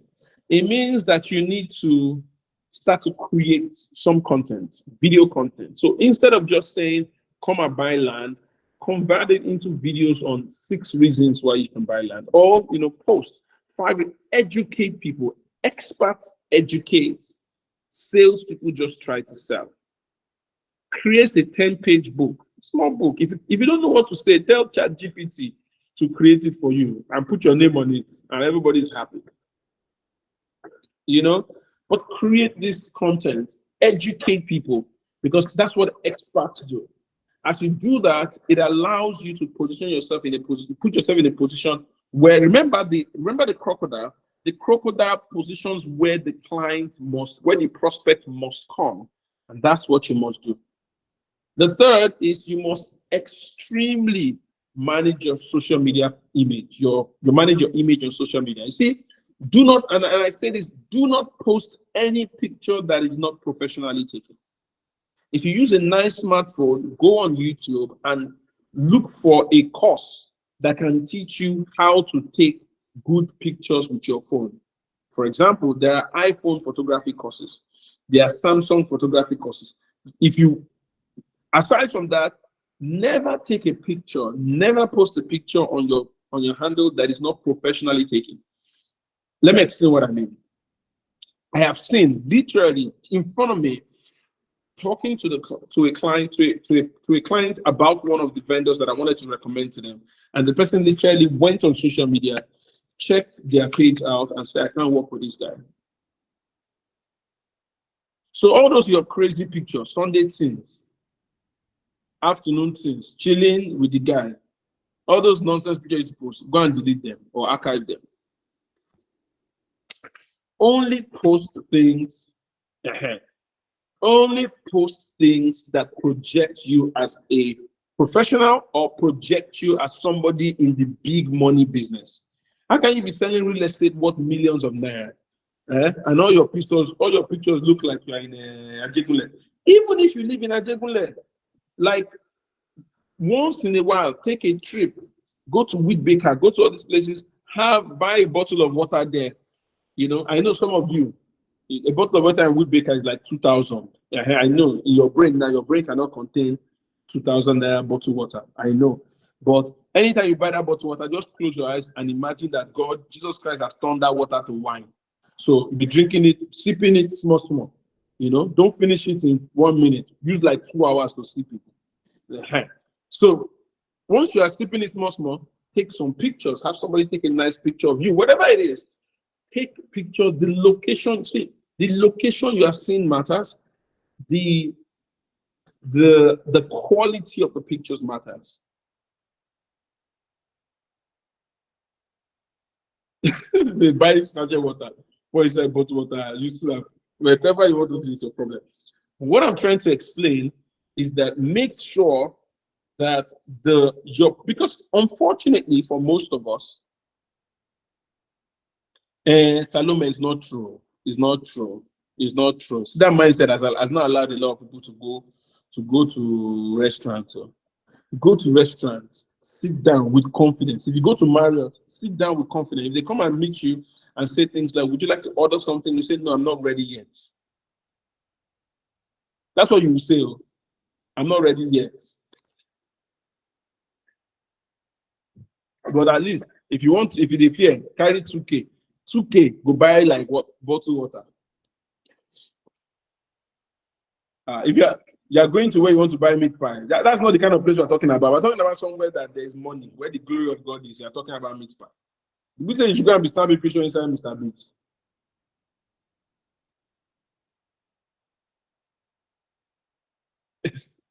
Meat pie. You were embarrassing yourself. So extremely manage your social media. page, make sure that you project yourself the right way. The fourth thing is that you must dress sharp. Always look your best. Always look your best. Always, you don't need to have plenty clothes to look your best. You don't even have to wear designer. Just wear the one that fits you. No. This has nothing to do with faking it till you make it. No. This has nothing to do with that. This has everything to do with putting your best foot forward. When you wear nice clothes, are you faking it? Is it not your clothes? Yeah? Except if you go borrow the clothes, which is pathetic. You don't have to wear expensive dresses, right? You just have to wear the ones that fit you. Okay, you spend money, you buy trouser. It's not buy trouser, it's 3K. It doesn't size you very well. Carry that trouser. I'm gonna meet a tailor. Let the tailor, measure your color. This will be your man. Let him measure you very well. Make it cut down everything. When something sizes you very well, nobody is checking. And anybody come to your shirt, to your clothes, come and check the back whether it's Thomas Lewin or what's the name of the other one now? Tom Ford. Nobody checks you, right? The idea is dress sharp. See, if you're projecting real estate, if you're selling real estate, for example, I have not said that you should go and stand in front of a car that you do not own and take a picture. No. I've said that you should go to a nice restaurant, order water, right? You can take a picture like that, you ordered something. I've not said that you should. I'm just saying make sure that everything you put out online is consistent with how you want to be seen. But I would even down the road, I would have a session with you guys on the power of exposure and why you should invest a lot of money in your exposures. I go to big hotels like this. I go to these places just so that I can sit down in that place and be in the location where some of these powerful people are. It changes how you see. Let me give you an instance. Remember I told you that I went to Qatar last week, right? Right? How many of us remember? I was in Qatar last week. All together, plane tickets, all that was quite some money, 6-7 million. But you know what happened? Sitting down in that place and just absorbing the energy, figuring, and I'm saying to myself, how do I get my staff here? How do I get my people here? We developed a project when I got back to the office that can get us to get my staff to that place and get a few people there. We develop a program, and that program is going to fetch us 280 million naira between now and July. So I spent that amount of money, sat down in that place. If you were in the same room with Dangote, your life would be different. But that conversation is not a conversation for today. We'll have another conversation about the importance of exposure. And I tell you, you can do it at every level. I mean, I've been broke before. I've lived for a 5-year period in my life. I didn't have a house. I was squatting with people. Even with my entire family was squatting with people. I've sold in the urban market, just so that you know that I mean, all these tuitions will be like say at the talk. I learn now. So I used to say I've sold in the urban market before, but you go to some of those places, you go sit down, and I tell people when you sell as a realtor, 5% of your income as 5% of your commission, keep it. Call it exposure levy. And then take that money and use it to go somewhere that you normally would not be able to go and experience that. 5, update your vocabulary. I'm going to end in like another 5 minutes. Update your vocabulary. Update your vocabulary. Update your vocabulary. Right? When you are talking to people, this Ogudiro, your head is there. Pay a visit to your future. Eh? Update your vocabulary. What does that mean? The people that you want to sell to, what is their language? If you're among doctors, there's a language that doctors speak. So if you want to sell to doctors, there's a way to talk to them. If you want to sell to billionaires, there's a way to talk to them. If you want to sell to people that sell, millions, there's a way to talk to them. Do you understand? Make sure that you update your vocabulary.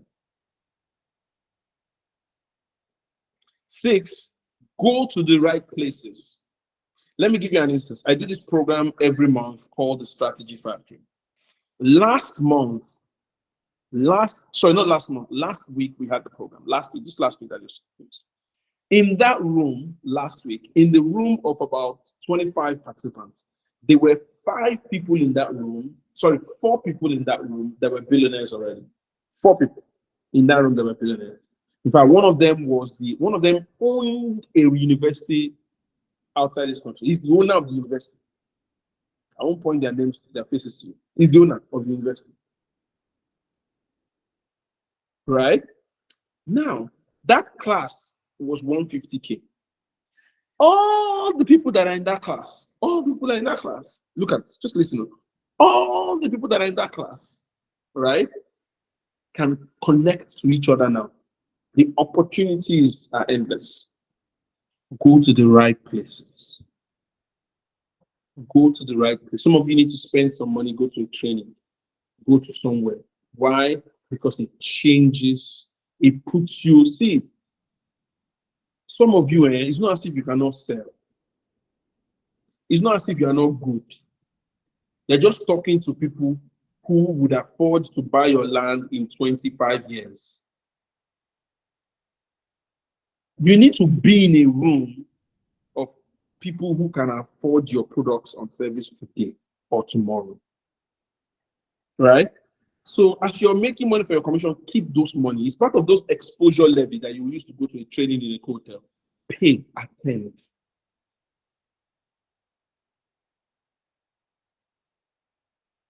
Look for me. I need to take one bottle this night. Go and take it. Right? So go. I'm telling you, I used to live in a cartoon. From that my cartoon, I go enter bus. Enter bus, go Ikoyi to one place like that. We used to have one meeting. I go there, go and sit down, drink one. But it's a lifestyle. It's a very serious saving before you do it. Before you do it, according to what's the name of this person, pay a visit. Is it Femi? Pay a visit to your future. I'm going to steal that line from you. Pay a visit to your future. Right? Go to where I used to live on Governor's Road, off Governor's Road, rather. Yeah, I mean, I used to jail.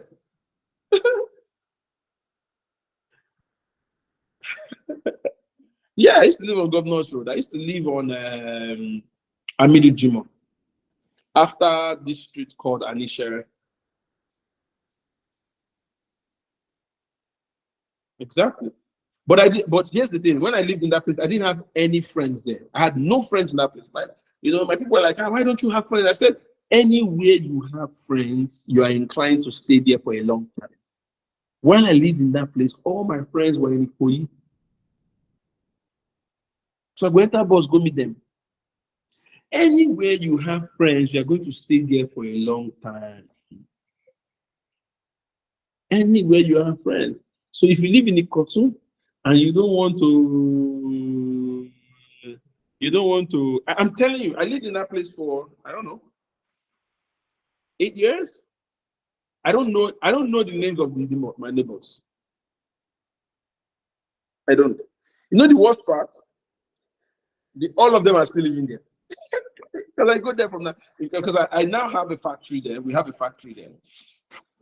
So I go there from time to time to the factory. They still live there, all of them. Why? Because they had friends in the area. I was a ghost. Anywhere you have friends, you tend to stay there longer. Right? So go to the right places. Lastly, learn how to use numbers intelligently. So, for example, some of you think that you're not doing so well. Good.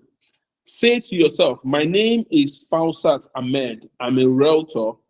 I'm a realtor with Uvest. And in the last, okay, let me ask this question. I need to ask Philip. So, Philip, can you give me the number of how much has Uvest, how much revenue has Uvest done in the last 2 years? Everything put together.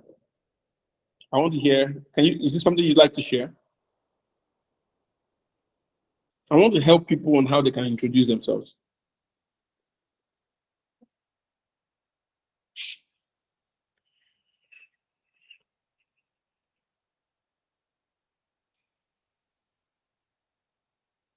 Okay, let me estimate it. Let me estimate it. So Philip doesn't want to increase his kidnap value. So let's assume that Uvest in the last 2 years has cumulatively helped sold, let's say, 1.7 billion, right? So I always say use your numbers if you have sold a lot, or your company's number. So you could say, oh, my name is I'm Ahmed Fausat Onidamola. I'm a realtor, partnering with Uvest. In the last 2 years, we've helped smart investors invest 1.7 billion naira in the real estate industry. So Faustat, how does that sound if you introduce yourself like that? What are you trying to do? You're trying to use the number of your company to increase your credibility as a person, right? It increases. Anybody who's looking at you and say, oh, you're part of a system that has helped people invest 1.7 billion, they would think that exactly, you'll be trustworthy, they will consider you capable. So some of you have not sold anything in the last 1 year. Fine. You are partnered with a company that has done this much. Use the company statistics to improve your trustworthiness. Right? Oh, if your company's numbers is not impressive enough, use your industry. Oh, my name is Fausat, Onidamola, and I'm a significant player in the real estate industry. And in the last 3 years, real estate has been the major driver of growth in the Nigerian economy. And Nigerian real estate has a potential of almost 700, which is true, 730 trillion naira over the next 15 years. All right. So it's important that you have to use numbers intelligently to improve your capacity, improve your trustworthiness, so that because nobody wants to give you an opportunity that they don't think you can handle. And so this way of introducing yourself helps you to show your capability, helps you to show people that you can handle the thing that you say, you're about, right? Good.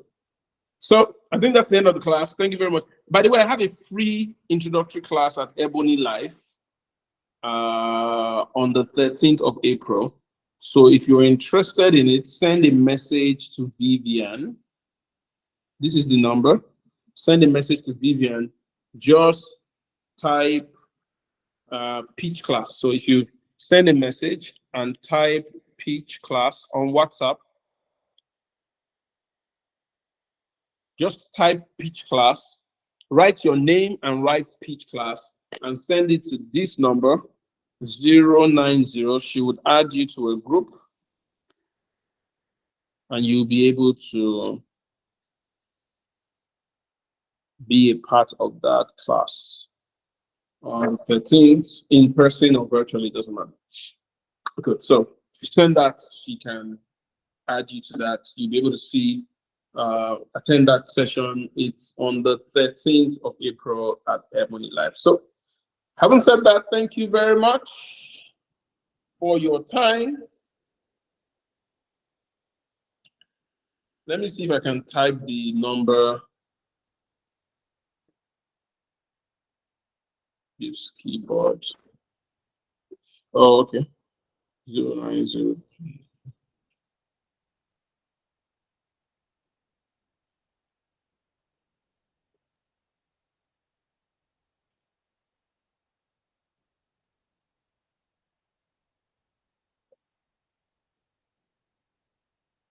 So that's I just dropped the number there, or you can zoom it as it were.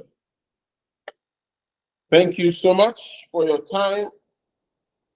Looking forward to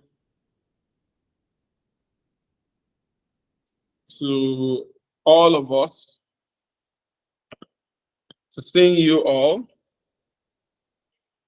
Okay, so I can stop sharing. Okay, so looking forward to seeing you guys.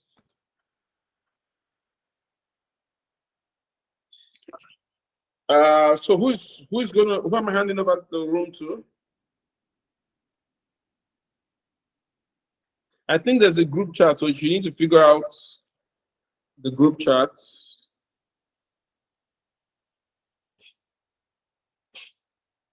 So I just dropped the number on the group, Vivian's number. Send a message, your name and pitch class, and we'll take it up. Oh, thank you, Brian. Said one of the best sessions I've had this year. Thank you so much, Mr. Sito. Thank you so much. Thank you very much, Ezekiel. I learned a lot, and my notepad is filled up, and I am confident everybody here actually learned a thing or two. And I assure you, on behalf of every single person here, we are going to implement everything we've learned. Yes, so better. Do you guys agree? Because I know for a fact it is one thing to actually write and say you're going to act on what you're learning. It's another thing to actually implement, because you cannot hit those targets. You cannot become financially free if you do not actually implement. So I would like to believe people have questions for you, sir. Can we ask questions? I'm open. Yeah, you can ask questions. I'm open to ask questions. Okay, Adefola, you have a question. You can go ahead, please.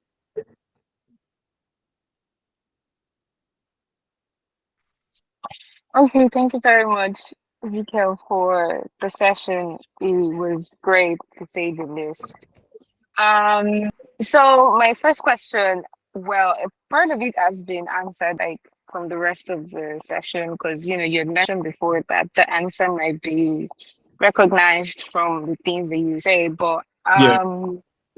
maybe just to get a bit of extra clarity again. Okay.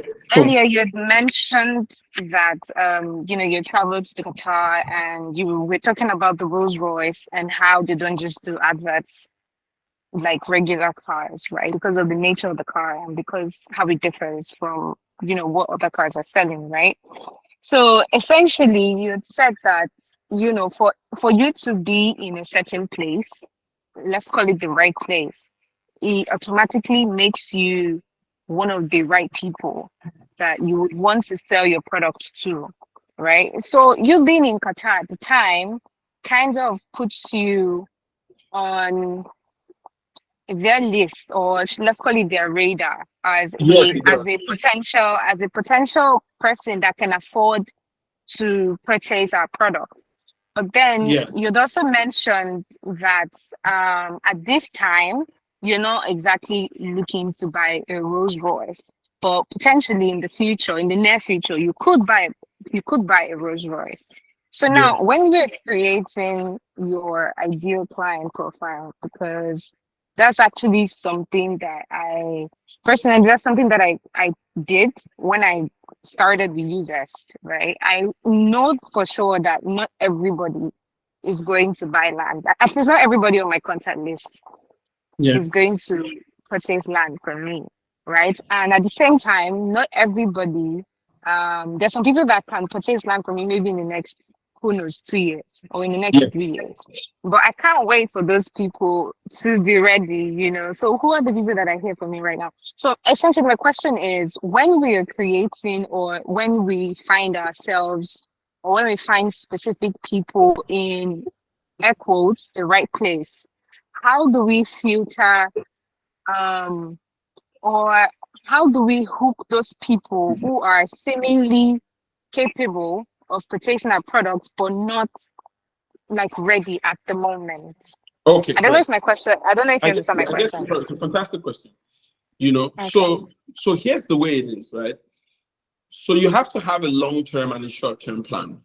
So let's start with my trip to Qatar. So I go there, and they've introduced me to this sort of amazing stuff, right?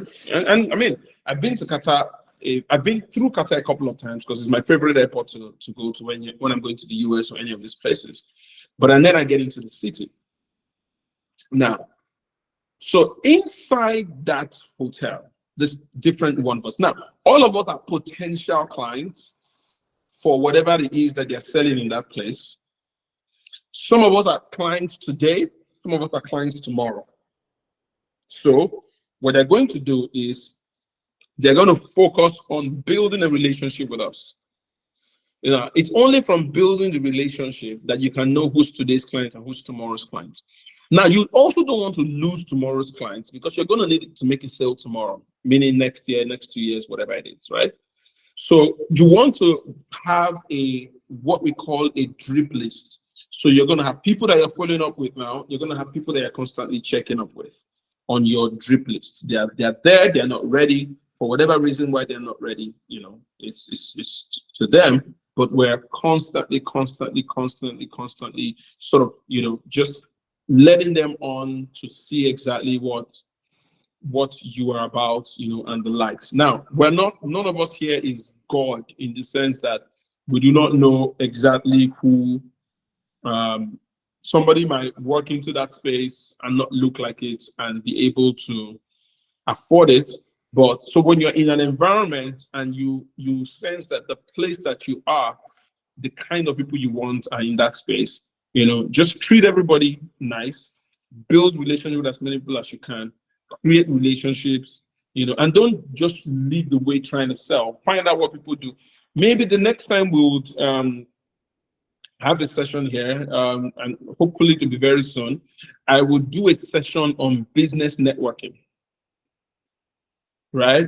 A session on business networking so that you understand when you meet people, what should you do? There are some rules of networking. There are things you should do in the first day, within the first 24 hours. There are ways that you could keep in touch with people and the likes, so that process would enable you to get the right people and keep those that are not ready so that you can have access to them over time. I hope I tried to answer your question. I don't know if I did. But the idea here is that be nice to everybody, sieve out those that you can now, and work with those that are going to be on your list, sort of going into the future. Good. Any other Thank you question? very Yes, much. So sir. I think Lawa Fatima has a question. Lawa Fatima, you can ask your question, please. By the way, I should mention very quickly, there's a message on the group for those of us that want to join the Uvest tribe. Please send a message to that number ASAP, because after this meeting, if you're not in whatever the WhatsApp group is or whatever group it is, you won't have access to the slides. I'm going to send the slides immediately after this meeting. I'm going to send some more information and the likes. And I mean, it depends. I might even send in a virtual training on business networking that I did at some point. So just join, whatever it takes. Okay, so who's asking the question now? Okay, Lawa Fatima, please, can you ask your question? Good evening, sir. Good evening, everyone. Good evening. Thank you very much for the session. It was very, very impactful and very, very encouraging. So I have basically two questions, but you already said you're going to you're going to give another session on business networking. So I think I'll skip that question. The first question is, you spoke about a passive income. So my question is, how can one have a passive income? How can one build a passive income when you already have an active income? And the second question, which you said you are still going to have a question on, is I think I'd just like to know a little bit about it before the session actually. The question is, how can you build a real relationship with your client? Like, you already have a client and the person has gotten the product already, but you still want to keep the relationship so the scale can move higher. So you just want to keep the relationship. How can you do that? Thank you very much, sir. Okay. So the first one was about gosh, A passive income. How passive. can one So build a passive how do you income? build passive income? You build passive income by starting from where you build active income. That's where you start. If it's not active, it can be passive. So here's the thinking. Every time you earn a commission, for example, every time you earn a commission, take a part of that and buy something. For example, I suggest you buy land, for example, maybe preferably from Uvest.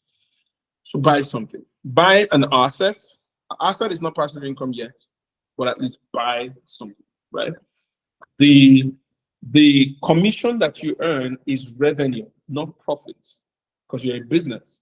The commission that you earn is revenue, not profit. Just the same way when you sell for Uvest and the money hits Uvest account, all of it is not profit. It's revenue. Then Uvest has to, make some investments, make some pay some expenses and the like.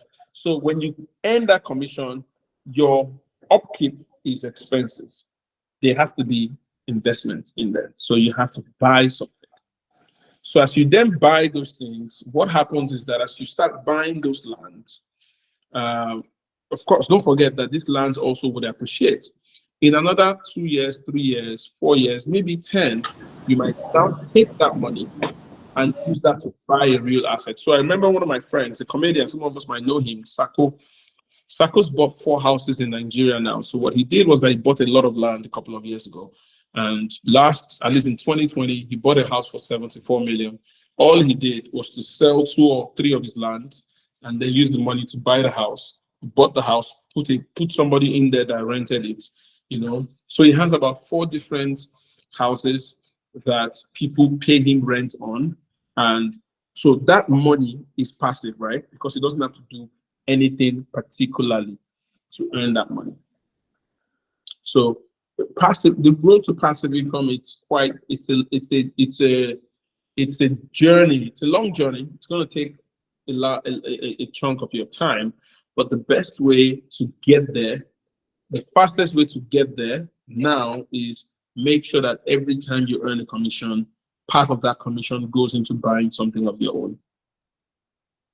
Because that property in another 5 years, 6 years can be sold and used to buy an asset, a cash producing asset, a cash flowing asset rather, because it's the cash flow from that asset that is passive income. Then secondly, you mentioned Thank you very much. you build a relationship with the client. So you find ways to be useful to that client, right?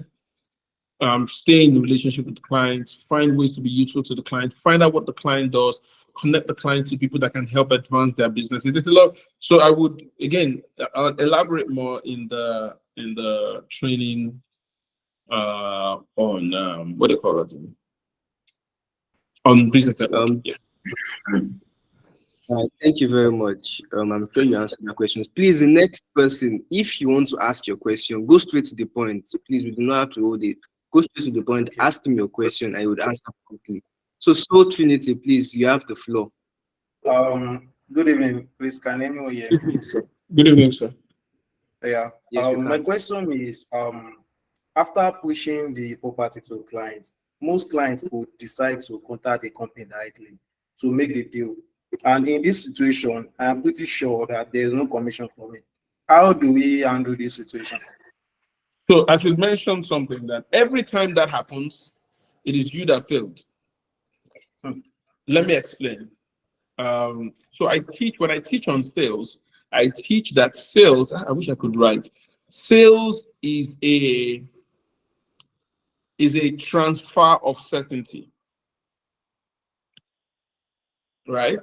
So let me give you an instance. Right now, so you believe in the land you're selling, right? Yeah. Good.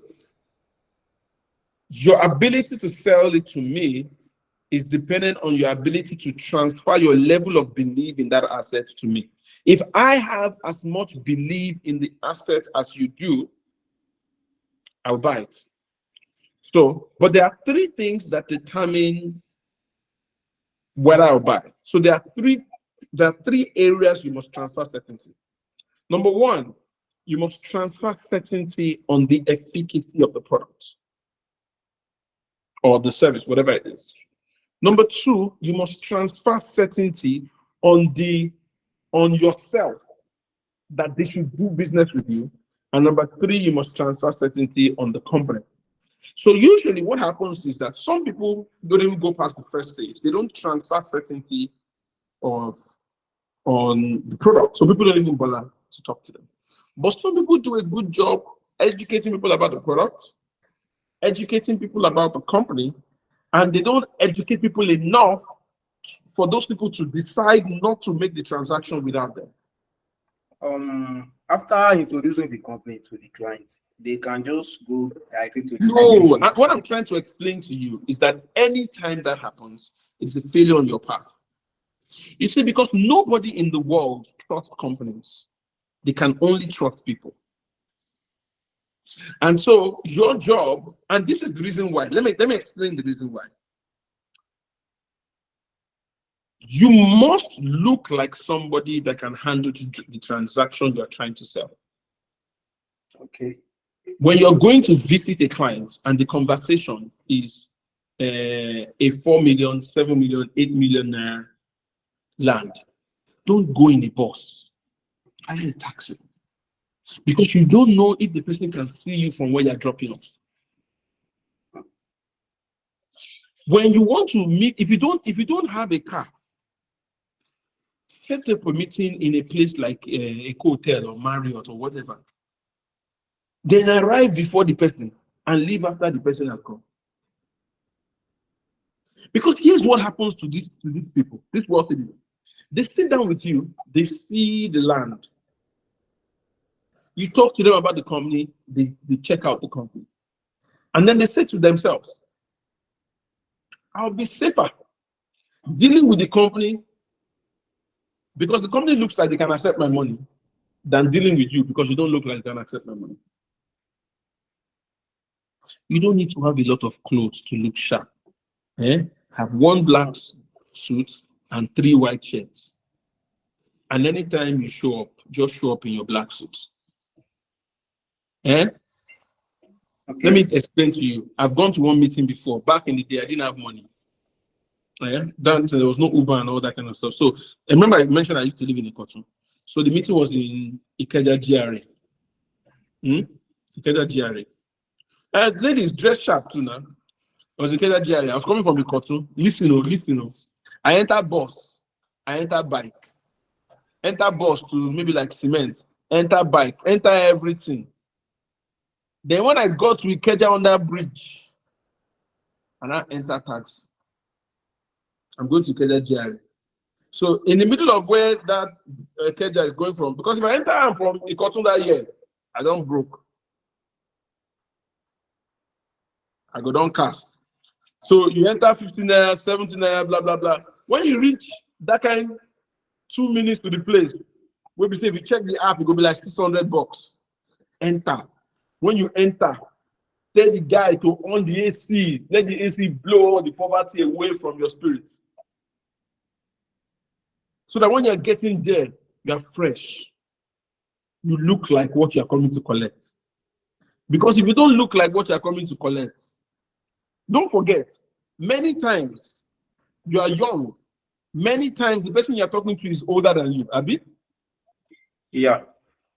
So many times, because when somebody is giving somebody money, they're asking, this guy is not going to run away with my money. But when you show up like somebody that can collect that money, no problem. Do you understand what I'm saying? And sometimes one way to even do it is that if you notice that kind of thing has happened to you a couple of times, one way to do it is that as you get into the conversation, you bring in somebody from the office into that meeting. So I get into that meeting and I say, oh, fantastic. You know what? I would put a call to our head of growth so that you can talk to that person. So I'll call the head of growth and say, good afternoon. I have so-and-so person here is really interested in buying. I'd like for you to be able to talk to him. And so by the time that one talk to him in your presence,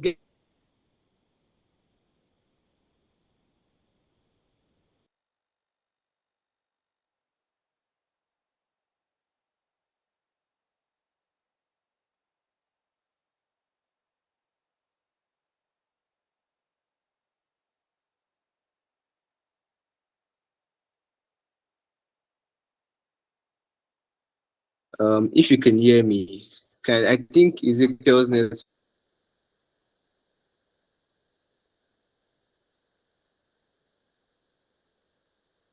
Yeah, I understand. Yeah, network is being really bad. Oh, this is Nigeria.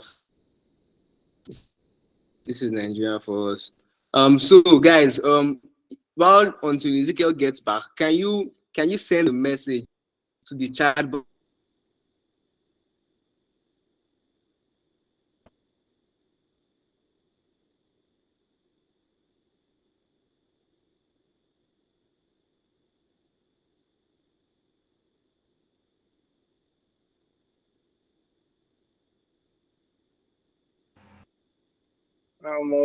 We know the year.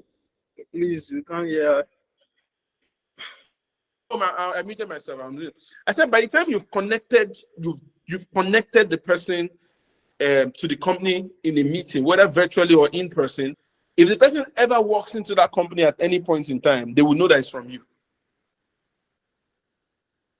Do you understand? Can you hear what I said? Yeah, I can hear you clearly. Good. So, like I said, but the key here is this: when you're But young, is it necessary, sir? I'm sorry. Is it necessary Yes. for me to notify the company that a so person is for No, me and this what client? I'm not saying notify. You're not getting me. I'm saying use it as a strategy to bring the company into the conversation. When I get to the client's place and I'm talking and the client looks like he's really, really good, I can say, you know what, sir? In fact, what I'm going to do is that, would you like it if I could put a call to one of our directors at the company, or one of our MDs at the company? The guy says, oh, that would be nice. Good. So you pick up the phone, you call head of growth. If you can get to Philip personally, you say, oh, good afternoon. Good afternoon. How's everything? Philip says, fine. You say, oh, this is our MD of the company, and pass the guy on to Philip. Philip talks, or somebody in the organization talks, and eventually by the time, because you know what will happen? The moment you do that, the client will realize that you might be young, but you're very connected. And so they want to do business with you. What you want to do is don't just sell your products. Don't just sell the company, sell yourself. Sell yourself. And people consider you credible when they realize that you are very well connected. Don't forget, most of the people who will buy products, who will buy land, might never ever meet the MD of the company or the head of growth or somebody like that. Many of them have bought properties in different places. They don't even know the exact people. But if I demonstrate to you that I can connect you to the right guys, forget it. You're going to do business with me. But the key thing first is make sure you look like the money you're coming to collect. And it doesn't cost a lot of money to look like the money you're coming to collect. Wear a white shirt, wear a black trouser, wear a nice jacket. If you only have one, dry clean it. It's too far to dry clean. If you don't have a Femi wig as a lady, buy what's the name of that one? Esteem. The other one that looks like rubber. Do braids, dress well, wear nice clothes, show up. Do you understand? Look like the money you're coming to collect. If you don't have braids, do natural hair. Make your hair nice. Do semi-human wig. Smell nice. We know that you don't have money to buy Tom Ford. Buy the one that you can buy. I have one perfume that you bought for 6K. You don't smell, you don't put it anytime. You don't put everything. It's only when you're going to go and collect money from your clients that you spray it. Don't spray it when you're going to church. Let everybody smell your national perfume. When you're all in church, God does not look at God look like the heart. Except if you're looking for a husband, spray it everywhere so that they can see it. But you're looking for a wife. All right, thank you very much for answering that question very well. I've learned some lessons too, and I've also caught myself. Jessica, you want to ask a question? I think yes, so I would only take one more question. I need to move. I have another meeting I need to jump on at 9:30. I'm still on. Jessica. Yeah. All right. Good evening, sir. Thank you so much for this section.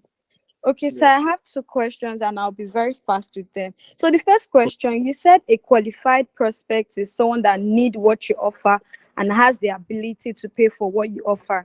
Now, for Yes. instance, a client that you already pitched to, this person is ready to buy, you know, this person is willing to buy and is ready to buy, but there was a pause, basically, probably because of the country. Probably, let me just use like election period for instance, and now that fire is no longer in that person's mind. Like the person wanted to get it immediately, but now because of the situation of the country at that moment, the person paused. How do you get to, should I say, how do you get to reignite the fire in that person to patronize you?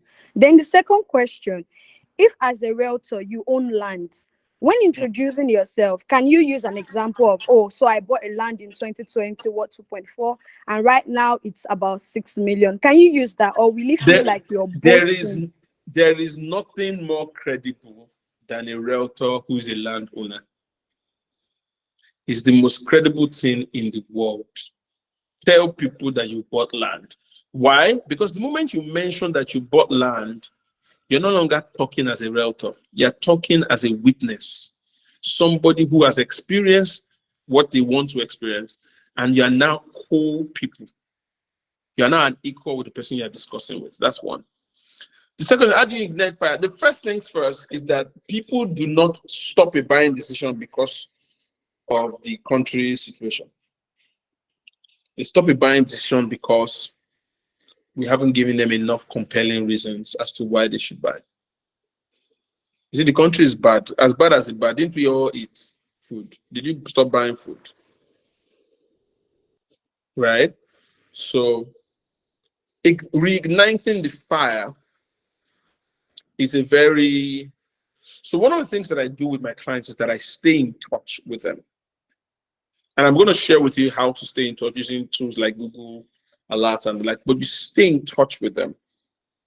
For example, so this man is supposed to have bought the land. How much is the land he was supposed to buy? Okay, that's 4.8, sir. Good. So if I pick up the phone, for example, and I called him, what's his name? No, she's actually a lady, Mrs. Chiamaka. Okay, so I called Chiamaka. I said, Chiamaka, how you doing? She says, oh, everything is, the way the country is. I said, man, the country is tough now, and I don't understand what's happening. However, it looks as if when all these things die down, the prices of real estate is going to go really high. And for somebody like you, it might make a lot of sense to even buy it now because you might benefit from that high price when it comes in a short while.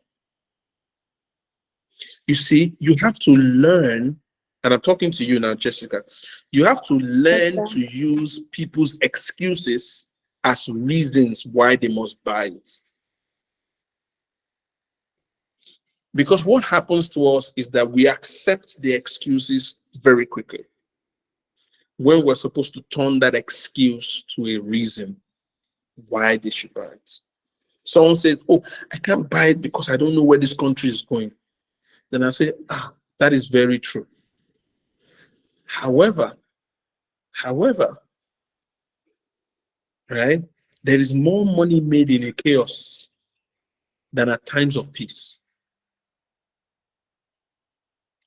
And what it means is that right now, as bad as this country looks now, everything, because real estate companies are very, very, very, they're trying to get a lot of money. They're cheaper now. And when things seems to balance, guess what? Things will go up. I tell people with genuine excuses, oh yeah. Some people have village problems. The devil is in some people's case, but most people have excuses that are genuine, but not valuable enough. I don't know if you get what I'm trying to say. Yes, I think so. Right? Because that man has not spent that money. It's not as if somebody is sick. Do you understand? He has not spent the money. Right? I just got a text message now. I need to run to that meeting. It's a client. My client that does 80 something billion is calling me now. He paid me 20 million a year to hear my voice. So I need to go and talk to him more before so that I can buy Rolls Royce. Thank you very much, sir. Please, if you have questions for him, send them to my email, and I would ensure he gets and you Yeah, get your send it to response. me. I'm sure I can answer them. Thank you. Thank you so much. Really Thank you grateful very for your time. Yeah, bye. much. Thank you very much. Thank you so much, Mr. Ezekiel. Thank you so much, Ade from. He's no longer here. Thank you very much for coming to day 2 of the Uvest TownHall meeting. If you're not a member, please send a text to the Uvest Tribe support on 072397088 on WhatsApp. Please, no, go straight to the point. Don't say hi, don't say hello. Go straight to the point. The Uvest Tribe support personnel would respond as soon as possible. And please, if you're a member of the Uvest Tribe and you're here, ambassadors or tribes, immediately after we end the call, please go to the group chat and tell everybody everything you have learned. Let them know that they missed out on insane value tonight. Let them know that when we say come for sessions like this, you do not miss it for any. And I know you guys have been looking forward to my own session. You just not tonight. Thank you for coming. Have a wonderful night, everyone. And please, if you're here and you have not joined ASAP, so you can make your own billions. Have a wonderful night, everyone, and thank you for joining us tonight.